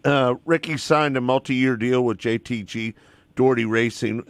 That's a good fit for him, isn't it? It is. It's a real good fit for him, and it's good that it's a one-on-one situation. And it was good when they had two teams, but it's like now they can put all the focus on Ricky, and I think that's a really good environment for him. And he and Brian Patty get along exceptionally well, and so. I think you put that whole program together like that, and it's a win-win for everybody. And this new car has really suited him. He's just not a one-trick pony where you've only seen him excel at super speedways or on short tracks. He's been good on a lot of different venues, and sometimes luck doesn't go his way, but overall, I think it's been a sporty season for Stenhouse. Yeah. Have you watched a little bit of Skagit? Have you watched anything going on up there yet? I'm sorry, what? Skagit One more Speedway. time. Dirt Cup. Have you watched Dirt Cup at all? I haven't seen any of it. No. No. Sorry. With watching 3 series yesterday, I had no time to look at that at all. You might want to tune in because Tyler Courtney appears to be, I don't know, I haven't seen the points yet, but I think Tyler Courtney is going to be starting on the front row of that race tonight. Yeah, he's got the most amount of passing points. He's driving the 57 car, Lee. Paul Silva cool. helping. Yeah. I don't think that's Paul's car. I wonder if Kyle had anything to do with putting that deal together. I think the guy that owns that car is named Kevin. That owns that car. I thought maybe Paul was helping out on it. I don't know if Paul's helping him or not, but I'm just telling you, I think that's the guy. Well, no, I thought you said it was. I thought you said it was Paul's deal, so that's why I asked if because I know Tyler and Kyle are good buds. Austin would know the answer to this question, but I believe that is not the Paul Silva car. No, it's not the same one that. But we've seen different drivers in that car. Justin Yeah, Sanders. but the won. owner of that car, his name is Kevin. Sorry, I believe. I misunderstood what you were saying. Yeah. All right. Well, what do you got coming up on Racing Boys? You've had that's a lot good already. Question. I mean, I'm going to wait and get in there and see what the vibe is and kind of go from there. I mean, it was like there was so much news yesterday that it just kind of falls into your lap at times. So not sure whether or not that's going to be the case today, but fingers crossed, right? Right. When you posted that 4 stories yesterday, you were busy yesterday. I was on it, so right. I get so busy during the week, but man, when you're at the racetrack and it's just there for the picking, then that's when you have good days at the track. It's kind of like Reed writing a song. When it comes to you, you just write, right? I don't know, Reed. When a song comes to you, do you just write? Is that how it works? You have to work at it a bit. Okay. Oh. Yeah, he's, Oh, okay. I didn't know. I just thought the musicians, they just, when a song comes to their head, they just write it down and just, you hear about people writing songs in 20 minutes sometimes, right? Have you ever written a song in 20 minutes? Probably not 20 minutes, but probably an hour. There you go. There you go. That's still pretty quick. That's pretty From good. the wordsmith himself. Yeah. Right. Hey, your thoughts on that truck race last night? It was Ryan Preece holding off Zane Smith. Pretty good race. It was a decent race. My biggest takeaway from that was probably the fact that DGR won 2 in a row, which shows that they've got equipment capable of getting the job done, and it's just a matter of putting the right people behind the wheel. And I'm happy for David Gillen because he's really one of the nicest people you'll ever meet in the garage. Hey, I was going to ask you, were the announcers, Vince Welch, he was back in it, were they actually in Nashville last night? Because last week at Knoxville, they did a remote control broadcast last week. I don't know the answer to it, but I will tell you, watching it, the fact that they completely missed the wreck at Knoxville, I thought was just egregious. Yeah, they had a flip. They had a flip at Knoxville, but yet we never saw it. Right. So I never saw it, never heard about it. I mean, it was just kind of goofy. We saw a couple of videos posted on YouTube by fans. That's all the video we saw. Have Jessica Friesen flipping her truck. Because we wouldn't have had anything had it not been for the fans. And sometimes you get lucky like that. And when the announcers are not actually there, they can't really see any more than we can. Hey, how big a blow is it SMI with Bruton Smith passing away? I'm sorry, one more time, I didn't hear you. Bruton Smith passed away. How big a blow is that to SMI? Well, they had their contingency plan in the works, but I mean, when you think about his legacy,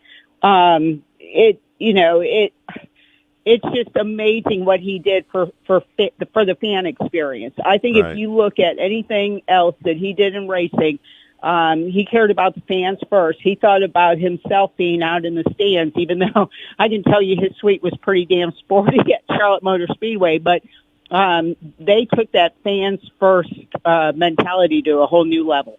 Wouldn't you say that Bruton Smith is just as impactful for NASCAR racing as Big Bill France and even Bill Jr.? He's on that level, is he not? Yeah, I mean, the Francis had the vision to the Francis had the visions to make things happen, but when it came to the execution of the experience, I don't think anybody did it better than Bruton. Humpy Wheeler didn't do it better than Bruton? Well, he worked for Humpy. Well, I know it, but I mean, Humpy Wheeler was kind of... Did Humpy Wheeler and Bruton Smith butt heads?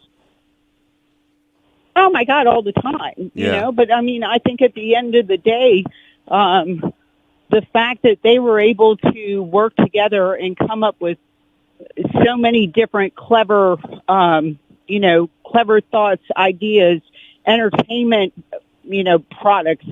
It was more than just racing. They were going to entertain you from the minute that you got there to the minute you left, and they didn't let up. And I really think that that's what distinguished SMI tracks. And when Lisa France Kennedy went to Kansas Speedway, you can't tell me that she was trying to build something that would be equal to or better than what Bruton had done at Texas. Texas for a long time was the gold standard, just what they were able to come up with when they had a clean sheet of paper and built that place from scratch. Scott, I know you were there, quite a bit, and what that track had to offer. I mean, in addition to condos like Charlotte, they had the health center, they had a pool. They just went beyond what you could ever imagine to do for a racetrack. And so from that standpoint, I think that, Bruton and his partnership with the partnership with Humpy exceeded anything that we could have ever imagined in racing. Who is the heir apparent to the company? Marcus Smith. It's Marcus. And I mean, you're already seeing Marcus do things that, just doing things, planning things, that serves the SMI group well. And, I think he's just going to, continue to work along those lines and, make things happen. And, he had a really good teacher, and I think he's the right man for the job right now. Right. Hey, I got one other question for you. I know you got to run. Is Road America going to remain on the schedule, even though it looks like the Chicago street race is going to happen? I mean, that's the $64,000 question. That's what Adam Stern is saying, and all I can, say to that is, Adam's pretty spot on he's got really good sources. I mean, I get that. On the other side of that equation, though, how do you turn down 100,000 fans going to an event? Now, you're going to go there this next weekend. I'll be there. We're going to see whether or not they will sustain the numbers that they had, last year. My guess is that they do, because there's, that's just what, I think that's just what that track is capable of. And now with Chicagoland gone, there's more bodies to put in the seats from the Midwest, the upper Midwest like that, right? You can draw people, you can draw Canadians. They do have a turn called Canada Corner. It's just all kinds of different, people for that venue. And I think if that goes away, even if they replace it with a street course in Chicagoland, you're losing an opportunity where some of these venues, they just don't fill the seats. And that, to me, would be short-sighted, right? And so I think that looking at it from that perspective, Why would you turn down a cash cow and not look at what is weak in your portfolio and, take advantage of that instead? And they found something that works on 4th of July, in my opinion. They found something that works. Well, I think what America does. I mean, I don't have to tell you guys because you're from the Midwest too. But when you think about baseball, apple pie, and Chevrolet, I mean, that's pretty damn Midwest, is it not? And so, that's just kind of how I view it. Is that you kind of look at it from that perspective and go from there. Yeah. Lee, thanks for taking the time to join us. I know you got a busy day ahead of you. We always appreciate your time on. I'm sorry because when it gets to be that time when you got to get to the racetrack, you just have to start pulling it together and go. Yeah. Qualifying at noon, so it's coming up soon. All right, we'll talk. Yeah, but the drivers are in 25 minutes from now. Larson is going to be the first of many to come into the media center. So, all right, got to be up and ready to hit the ground running. All right. Well, we'll talk to you on Monday. Who do you guys like this weekend? You got an idea? I don't know. Who are you thinking? I want to say Bubba Wallace, but I don't want to. I can't predict that he'd win. He was good in consecutive top 10 averages. So, I don't know who to pick. I don't know. It's too early for me to pick. Who do you like at Houston tonight? We're going to have our third different winner. At Houston's tonight, I'm going to go with. Let me just give me. It was crazy that Brian Brown led a bunch of laps last night. Yeah. That was so. 2 to go, boom, right? Yeah, and Goodnow as well. Goodnow, in his last 3 starts, it finished 18th. That's the best he'd ever finished. He's done that 3 times with the World of Outlaws. And last night he gets a podium finish. That was pretty cool. I thought that was neat. Yeah, that was special. I got to go with Sheldon Hodgeshield. And the reason I say that is last night – he took a provisional, started 25th, and ripped through the field and ran 7th last night. I think if he gets up close towards the front, he's the guy to beat. I'm going to say Carson Macedo. Okay. And did you know that was on the 4-year anniversary? We lost Jason Johnson. He won that race. He did, night. Yeah. That was cool. Yeah. So I'm going to say Macedo's a winner tonight. We'll see. How about you? It'd be hard. Lil Hod has been sporty lately, and you're right. The way he ripped through the field, if he's got a car like that tonight, I think he's hard to stop. Yeah, me too. All right, Lee. Thanks so much. We appreciate you. Take care, boys. Thank you, Lee. There you have Lee Spencer, Racing Boys Own, joining us here on the show. And I'm picking Tyler Courtney to win at Skagit Speedway tonight. You are? Yep. Well, I don't know who to take at Skagit. Let me take a look here. Tim Kading again? No. He wasn't quite as good last night as he was last night. No. Trey Starks looked pretty damn good last night. He did look great. He looked pretty good. And he knows that racetrack like the back of his hand. He does. He knows that track as well as anybody there. But, I keep wanting to pull for Corey Day. Yeah, boy, he is very impressive. He ended up very impressive. He ended up running 4th last night. He kind of faded there a little bit early in the race, fell back to, I think, to 6th at one point, worked his way back up to 4th. Did you see when he went across the field? He almost spun out, went across the track, and it caused that big pile up there. Right. Yeah. Yeah. He was lucky he didn't get taken out in that deal. No doubt about it. Hey, Dominic Scelzi, he won this event last year when it was a 360 event. Don't count out Dom. You remember he was the winner. He's the defending winner of the Dirt Cup. Don't count out Dom. Do you like how they start on the back straightaway? Yeah, I'm okay with that. Yeah. Did you feel that one start when Dominic went around Trey Starks at the start, before they even got to the start-finish line, Trey Starks had been passed by Dominic Scelzi. Did anybody else think that was weird-looking? Because to me, that was a weird-looking start, man.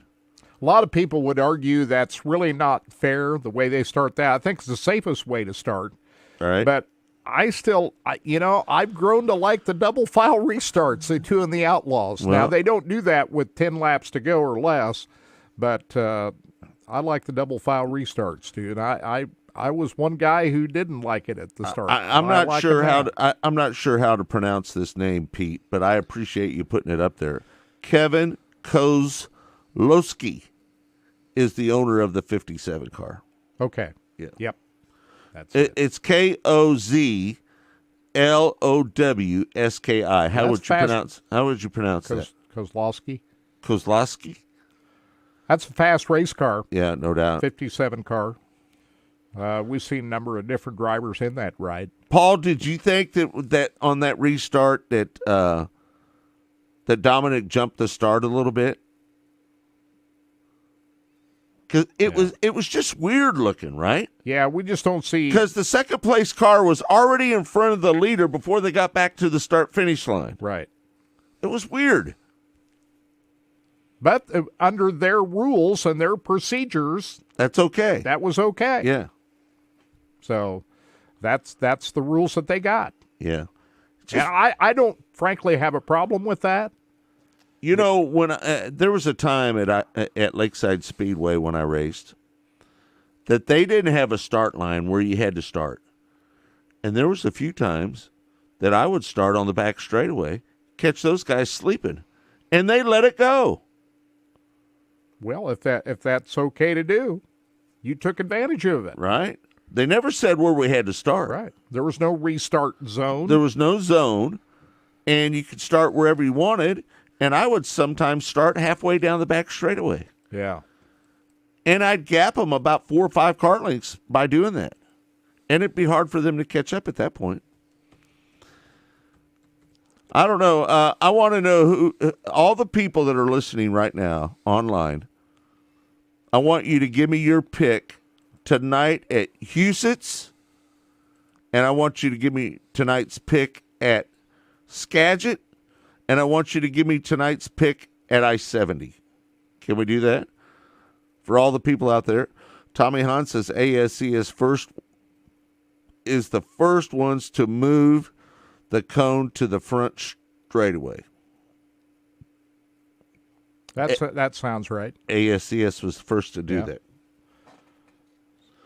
So, but Tommy, my question to you is, do you like them starting on the back stretch like they did last night at Skagit? Was it Skagit? Yes. Did you like the way they started last night?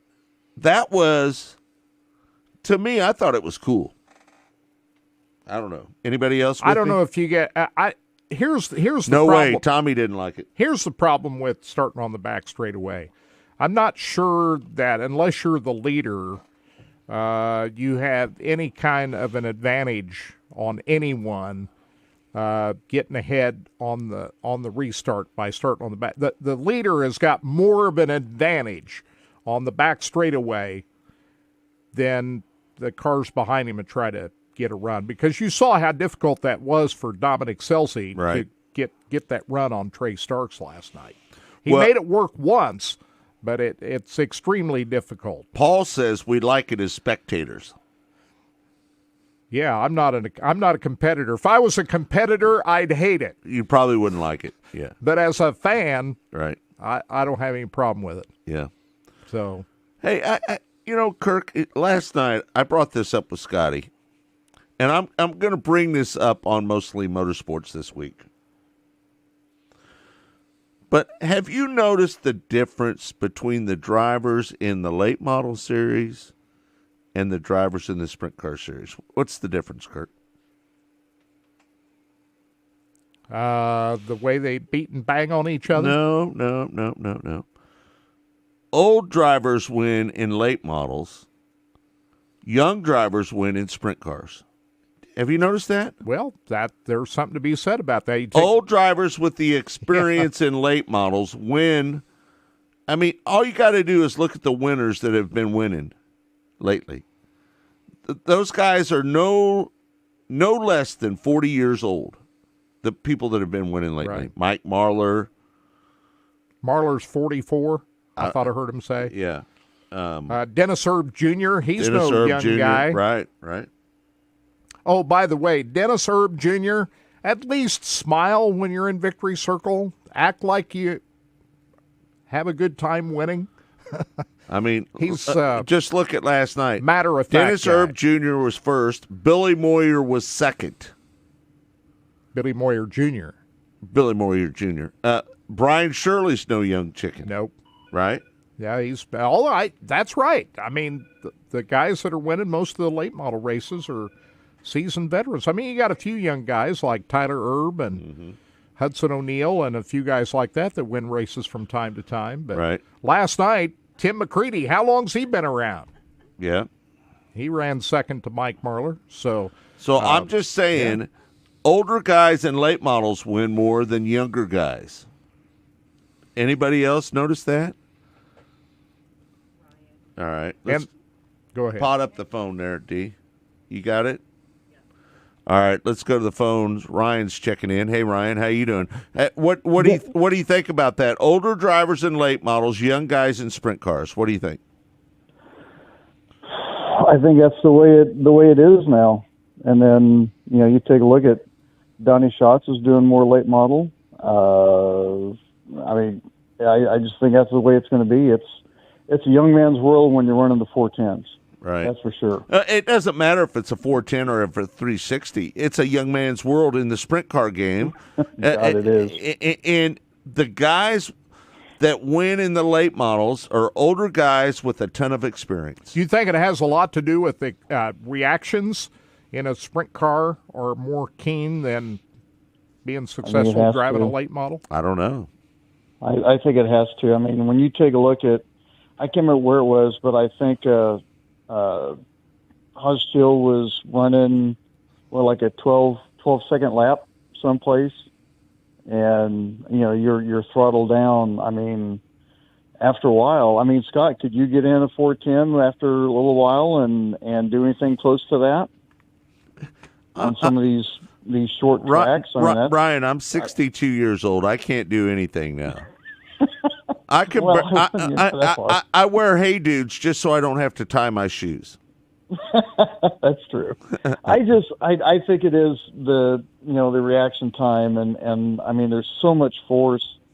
You're talking lower weight, more downforce, higher horsepower on the sprint cars and the like I said, the G-force that you're pulling on some of those are incredible. Yeah. On some of those tracks, and I think that's a lot of it. And I think with the late models, the older guys coming in, you still have some younger guys coming in that are doing pretty well.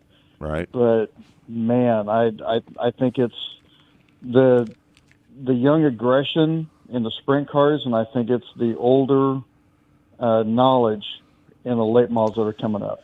Maybe it's this, Ryan. Maybe it's because old dudes don't want to, their old bodies can't take those big flips anymore.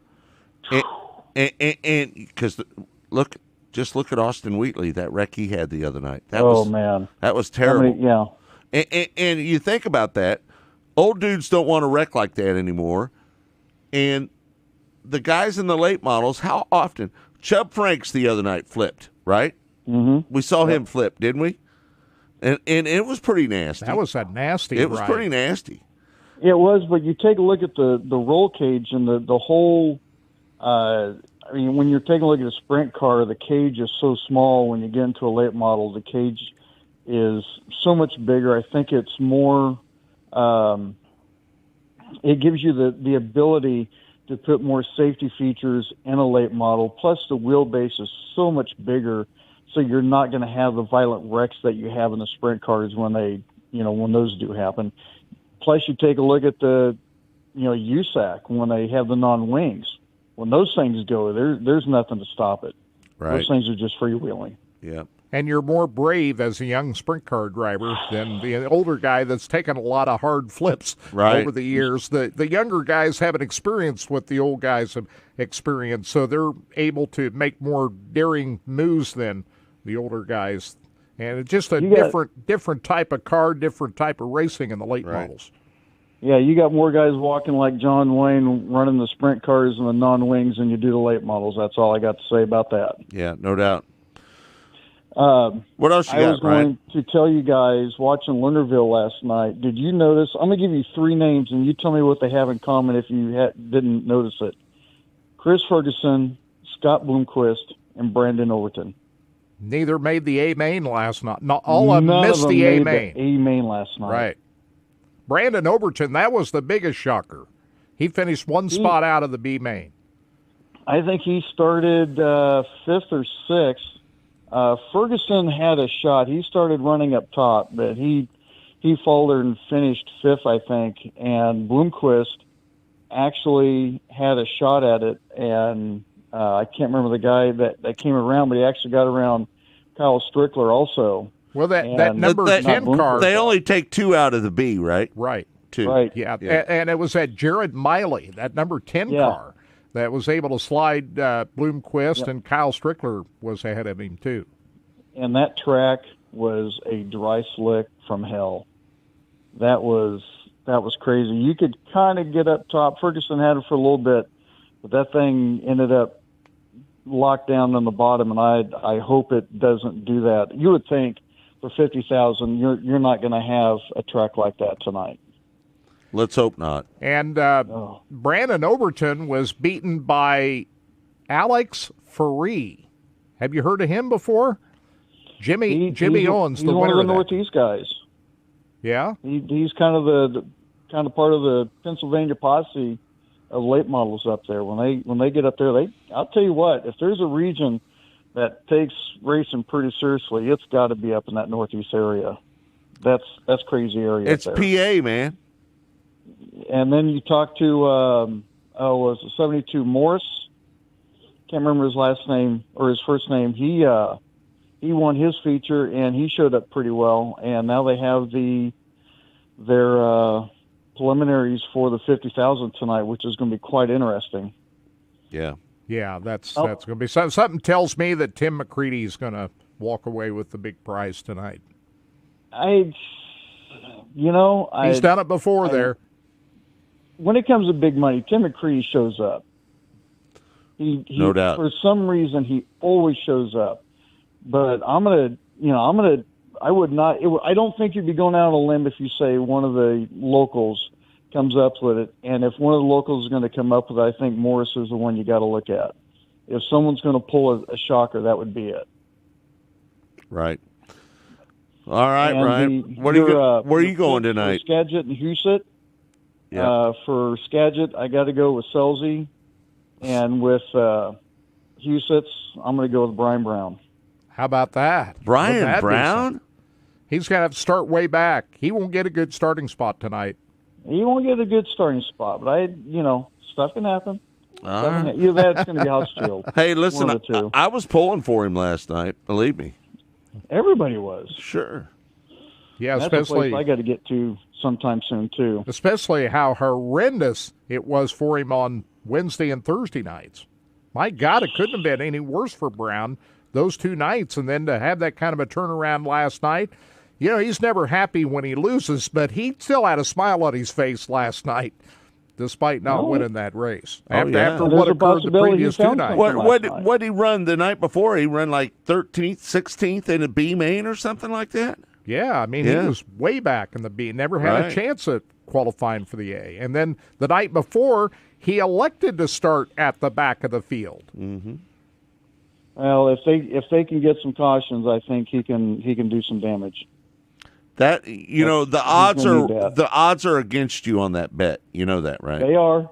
Yeah. They are. Yeah. But hey, if you always take the favorites, what fun is that, right? Well, I'm going with either Hodenschild or Spencer Baston. Those are the 2 I'm going to pick. Yeah, Spencer Baston is certainly one to look out for. Keep an eye on him, for sure. All right, Ryan, thanks so much for calling in, buddy. Appreciate you. I will see you guys at I-80 pretty soon. All right, bud. See you later. I-80 coming up next month, the Silver Dollar Nationals. Yeah. The final Silver Dollar Nationals. Are you looking forward to going to I-70 tonight? Yeah. I always am. look forward to heading out there. So we're everybody. getting a few people that have picked their winners. Let's go through them real quick. Frog says Courtney, Hodenshield, and Johnson. Jim says Sheldon Hodenshield, Tyler Courtney, Blake Hahn. Paul says Brad Sweet, Tyler Courtney, and Blake Hahn. A lot of people are picking Hahn to win. One Johnson guy. The track's, the track is so fast at I-70 Speedway. It's going to be breathtaking to watch some of those cars get around there tonight. I'll throw you a name out there, Garrett Williamson. How about that? That's like taking Brown up at Huset's. Well, sometimes you got to go out on a limb. Why not? I'm a Blake Hahn fan though, so and that well, was you better be. We bought him a fire suit. That was so disappointing. Last week down at where was that? Boot Hill Speedway. He had that. Right. He was leading that race, and then he just clipped that Ute tire. Yeah. Down in. What was that, turn 1 and 2? He's third in points right now. You know that, right? He's the defending champion, too. So, who? No, you mean Garrett Williamson is third in points. Yeah. Yeah. Blake Hahn is second. Blake Hahn is second. Garrett is 92 points out. Blake is 57 points out. I think he can make as much as 65 points up in any one night of racing. So it only would take one bad night for Wayne for Blake to leapfrog back over there and take over the lead. But Blake can't have any bad issues. He can't have any bad luck right now. He's got to get in there, get some good finishes, hope that Wayne has some bad luck. And listen, there's some other guys. I am blown away that Matt Covington is 7th in points. You talk about a guy with bad luck. 176 points out of the lead. He's had a lot of crazy stuff happen to him. Can't believe that. To be honest with you, that's probably the worst he's ever started a season. You know, if anybody's due for a good night, it's Matt Covington. Well, he is overdue. Right. I think it's really going to come down to, you know what? You might not want to count out Jason Martin. He's a rookie. Yep. He's got a lot of experience. We won a race last year, didn't he? He's fourth in points. He's 106 points out of the lead. You might want to keep an eye on him as well. But I think it really comes down to Wayne Johnson, Blake Hahn before it's at the end of the year. Well, it's going to be a great night of racing out there. Fast, very fast racetrack, and it's going to be a great night of racing. Yeah. I can't wait to get out there, man. I am looking forward to it. How about you? I am too. The other event that, and we touched on a little bit in the first hour, is the Extreme Outlaw Non-Wing Series. They're racing over at Peebly tonight. Did you watch that last night? Watched that race, and Mario Klauser, I thought he had that race won. He got up into the loose stuff down and up high in turns 1 and 2, and up over he went.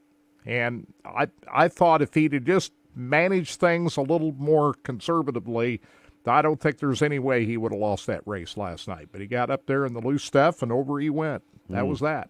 Yeah. Did I mention that Johnny Scott won that MLRA race?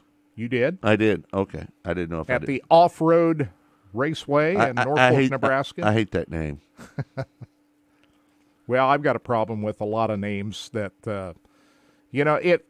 if you're going to name a racetrack, check to see that name has not already been used before you rename your racetrack. That is a pet peeve of mine. Quincy Raceways was a fine name for that racetrack. And they changed it to Adams County. Adams County Speedway. There's already an Adams County Speedway. Right. It's in Corning, Iowa. It's kind of like Electric City Speedway. Yeah, there's already an Electric City Speedway. Right. You know, Great Falls, Montana. There's 2 Devil's Bowl Speedways. Right. I don't know. It's very confusing. This day and age where everybody knows every racetrack, when you get on My Race Pass and you start doubling up names of racetracks, I hate that. Kirk, who won out at Lakeside last night? Tyler Hibner won the feature event in the USRA A-Mods last night. And here's what I don't understand. I didn't have a chance to talk to my nephew Dennis yet, but they only had 15 laps of A-Main racing in the USR A-Mods last night. I thought they normally run 25 laps. When you only have 14 cars, Kirk. So that's you know what? It's probably not a bad idea to cut the laps to save tires. Well, that's true. That's first thought that I had when I saw 15 laps was being run. And by the way, only 9 cars out of the 14 finished the race. Oh, wow. It was Tyler Hibner who started on the pole and won. Daniel Scrugum started outside front row and finished second. And Dennis Elliott started third and finished third ahead of Nick Bittinger, who started 8th. So that I don't know if that tells you what the track conditions may have been like last night. I don't know. Kerry Davis, he finished 10th, and he did not finish. Right. So 9 cars finished. Tim Powell won the USRA A-Mods over Terry Schultz and Mark Schaffman. USRA stock car winner was Kevin Anderson. Stephen Makar won the E-Mod class, and Darren Schmidt, the winner in the Pure Stocks at Lakeside Speedway last night. Did we get results from US 36? I haven't got them yet. I'll see if they sent them by email. I didn't have them before I came in this morning. Let me see if they have popped up here. I don't see it yet. All right. But once we do, we'll get that posted. They didn't have races last Friday night because of some issues up there, so I assume they were back in action last night. Okay. All right. Well, we appreciate everybody tuning into the broadcast today. It's all been brought to you by Lucas Oil Products. It's going to be a great night of racing. I'm not going to be sitting in my studio watching television tonight. Once in a while, you got to get out. You got to get out and go to the races. Breathe the fumes. Experience the feel of it all. Can't wait to get out and see all my friends with the Lucas Oil ASCS National Sprint Car Tour I-70 Speedway tonight. Folks, get out of your house. Go watch some racing. Doesn't matter where it's at. Go to CMS. Go to I-35. Is Valley racing tonight? Yeah, I think so. They are? I don't have sprint cars or anything. But yeah. Anyway, get out. Go watch some racing. CMS is start. I think CMS is starting an hour late tonight, too. Are they? Yeah. Okay. All right. Well, anyway, get out and watch the race tonight. I'm going to do it. I'm going to go to I-70 Speedway, and it's going to be a lot of fun. So, hopefully we'll see you out there tonight. One more sprint car race you got to keep your eye on tonight. Yeah. Lincoln Speedway out in Pennsylvania, night 2 of Pennsylvania Sprint Week. And Anthony Macri won last night over Brent Marks. Justin Peck was 3rd, Lance DeWeese 4th, and TJ Stutz 5th at Williams Grove last night. So we got a lot of great drivers out there running that PA Sprint Week this week. I think Flow Racing's got that coverage tonight out there, so that's another sprint car race you want to keep your eye on. Should be good. Man, I can't wait. I'm looking forward to getting it out of there. Hey, listen, by the way, Austin O'Neill's mom is going to be selling T-shirts up in the grandstands. So if you want to buy an Austin O'Neill T-shirt, you can go up into the grandstands, and we've got a limited amount of Racing Boys T-shirts that are going to be up there as well. So if you want to buy a Racing Boys T-shirt, go to Austin O'Neill's T-shirt stand up in the Midway and ask Joy if she's got some Racing Boys T-shirts, and they'll get you hooked up. One more thing for you micro sprint fans, Port City Raceway, big weekend with the Donnie Ray Crawford Memorial, and they're also racing tonight out at Sweet Springs. Next weekend at Sweet Springs, big 3 nights of racing. Wow. So how about that? We'll post some information on that on Race Boys. All right. Thanks, everybody, for tuning in. For Kirk Elliott, for Deidre Ingram, I'm Scott Traylor saying thanks for joining us. It's all been brought to you by Lucas Oil Products. It works. We'll see you Monday, 12 noon Central Time on Mostly Motorsports. We hope that you'll join us then. See you then.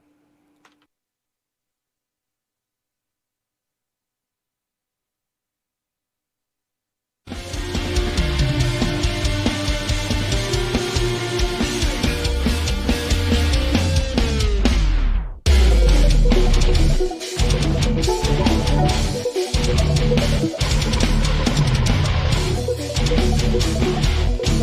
be right back.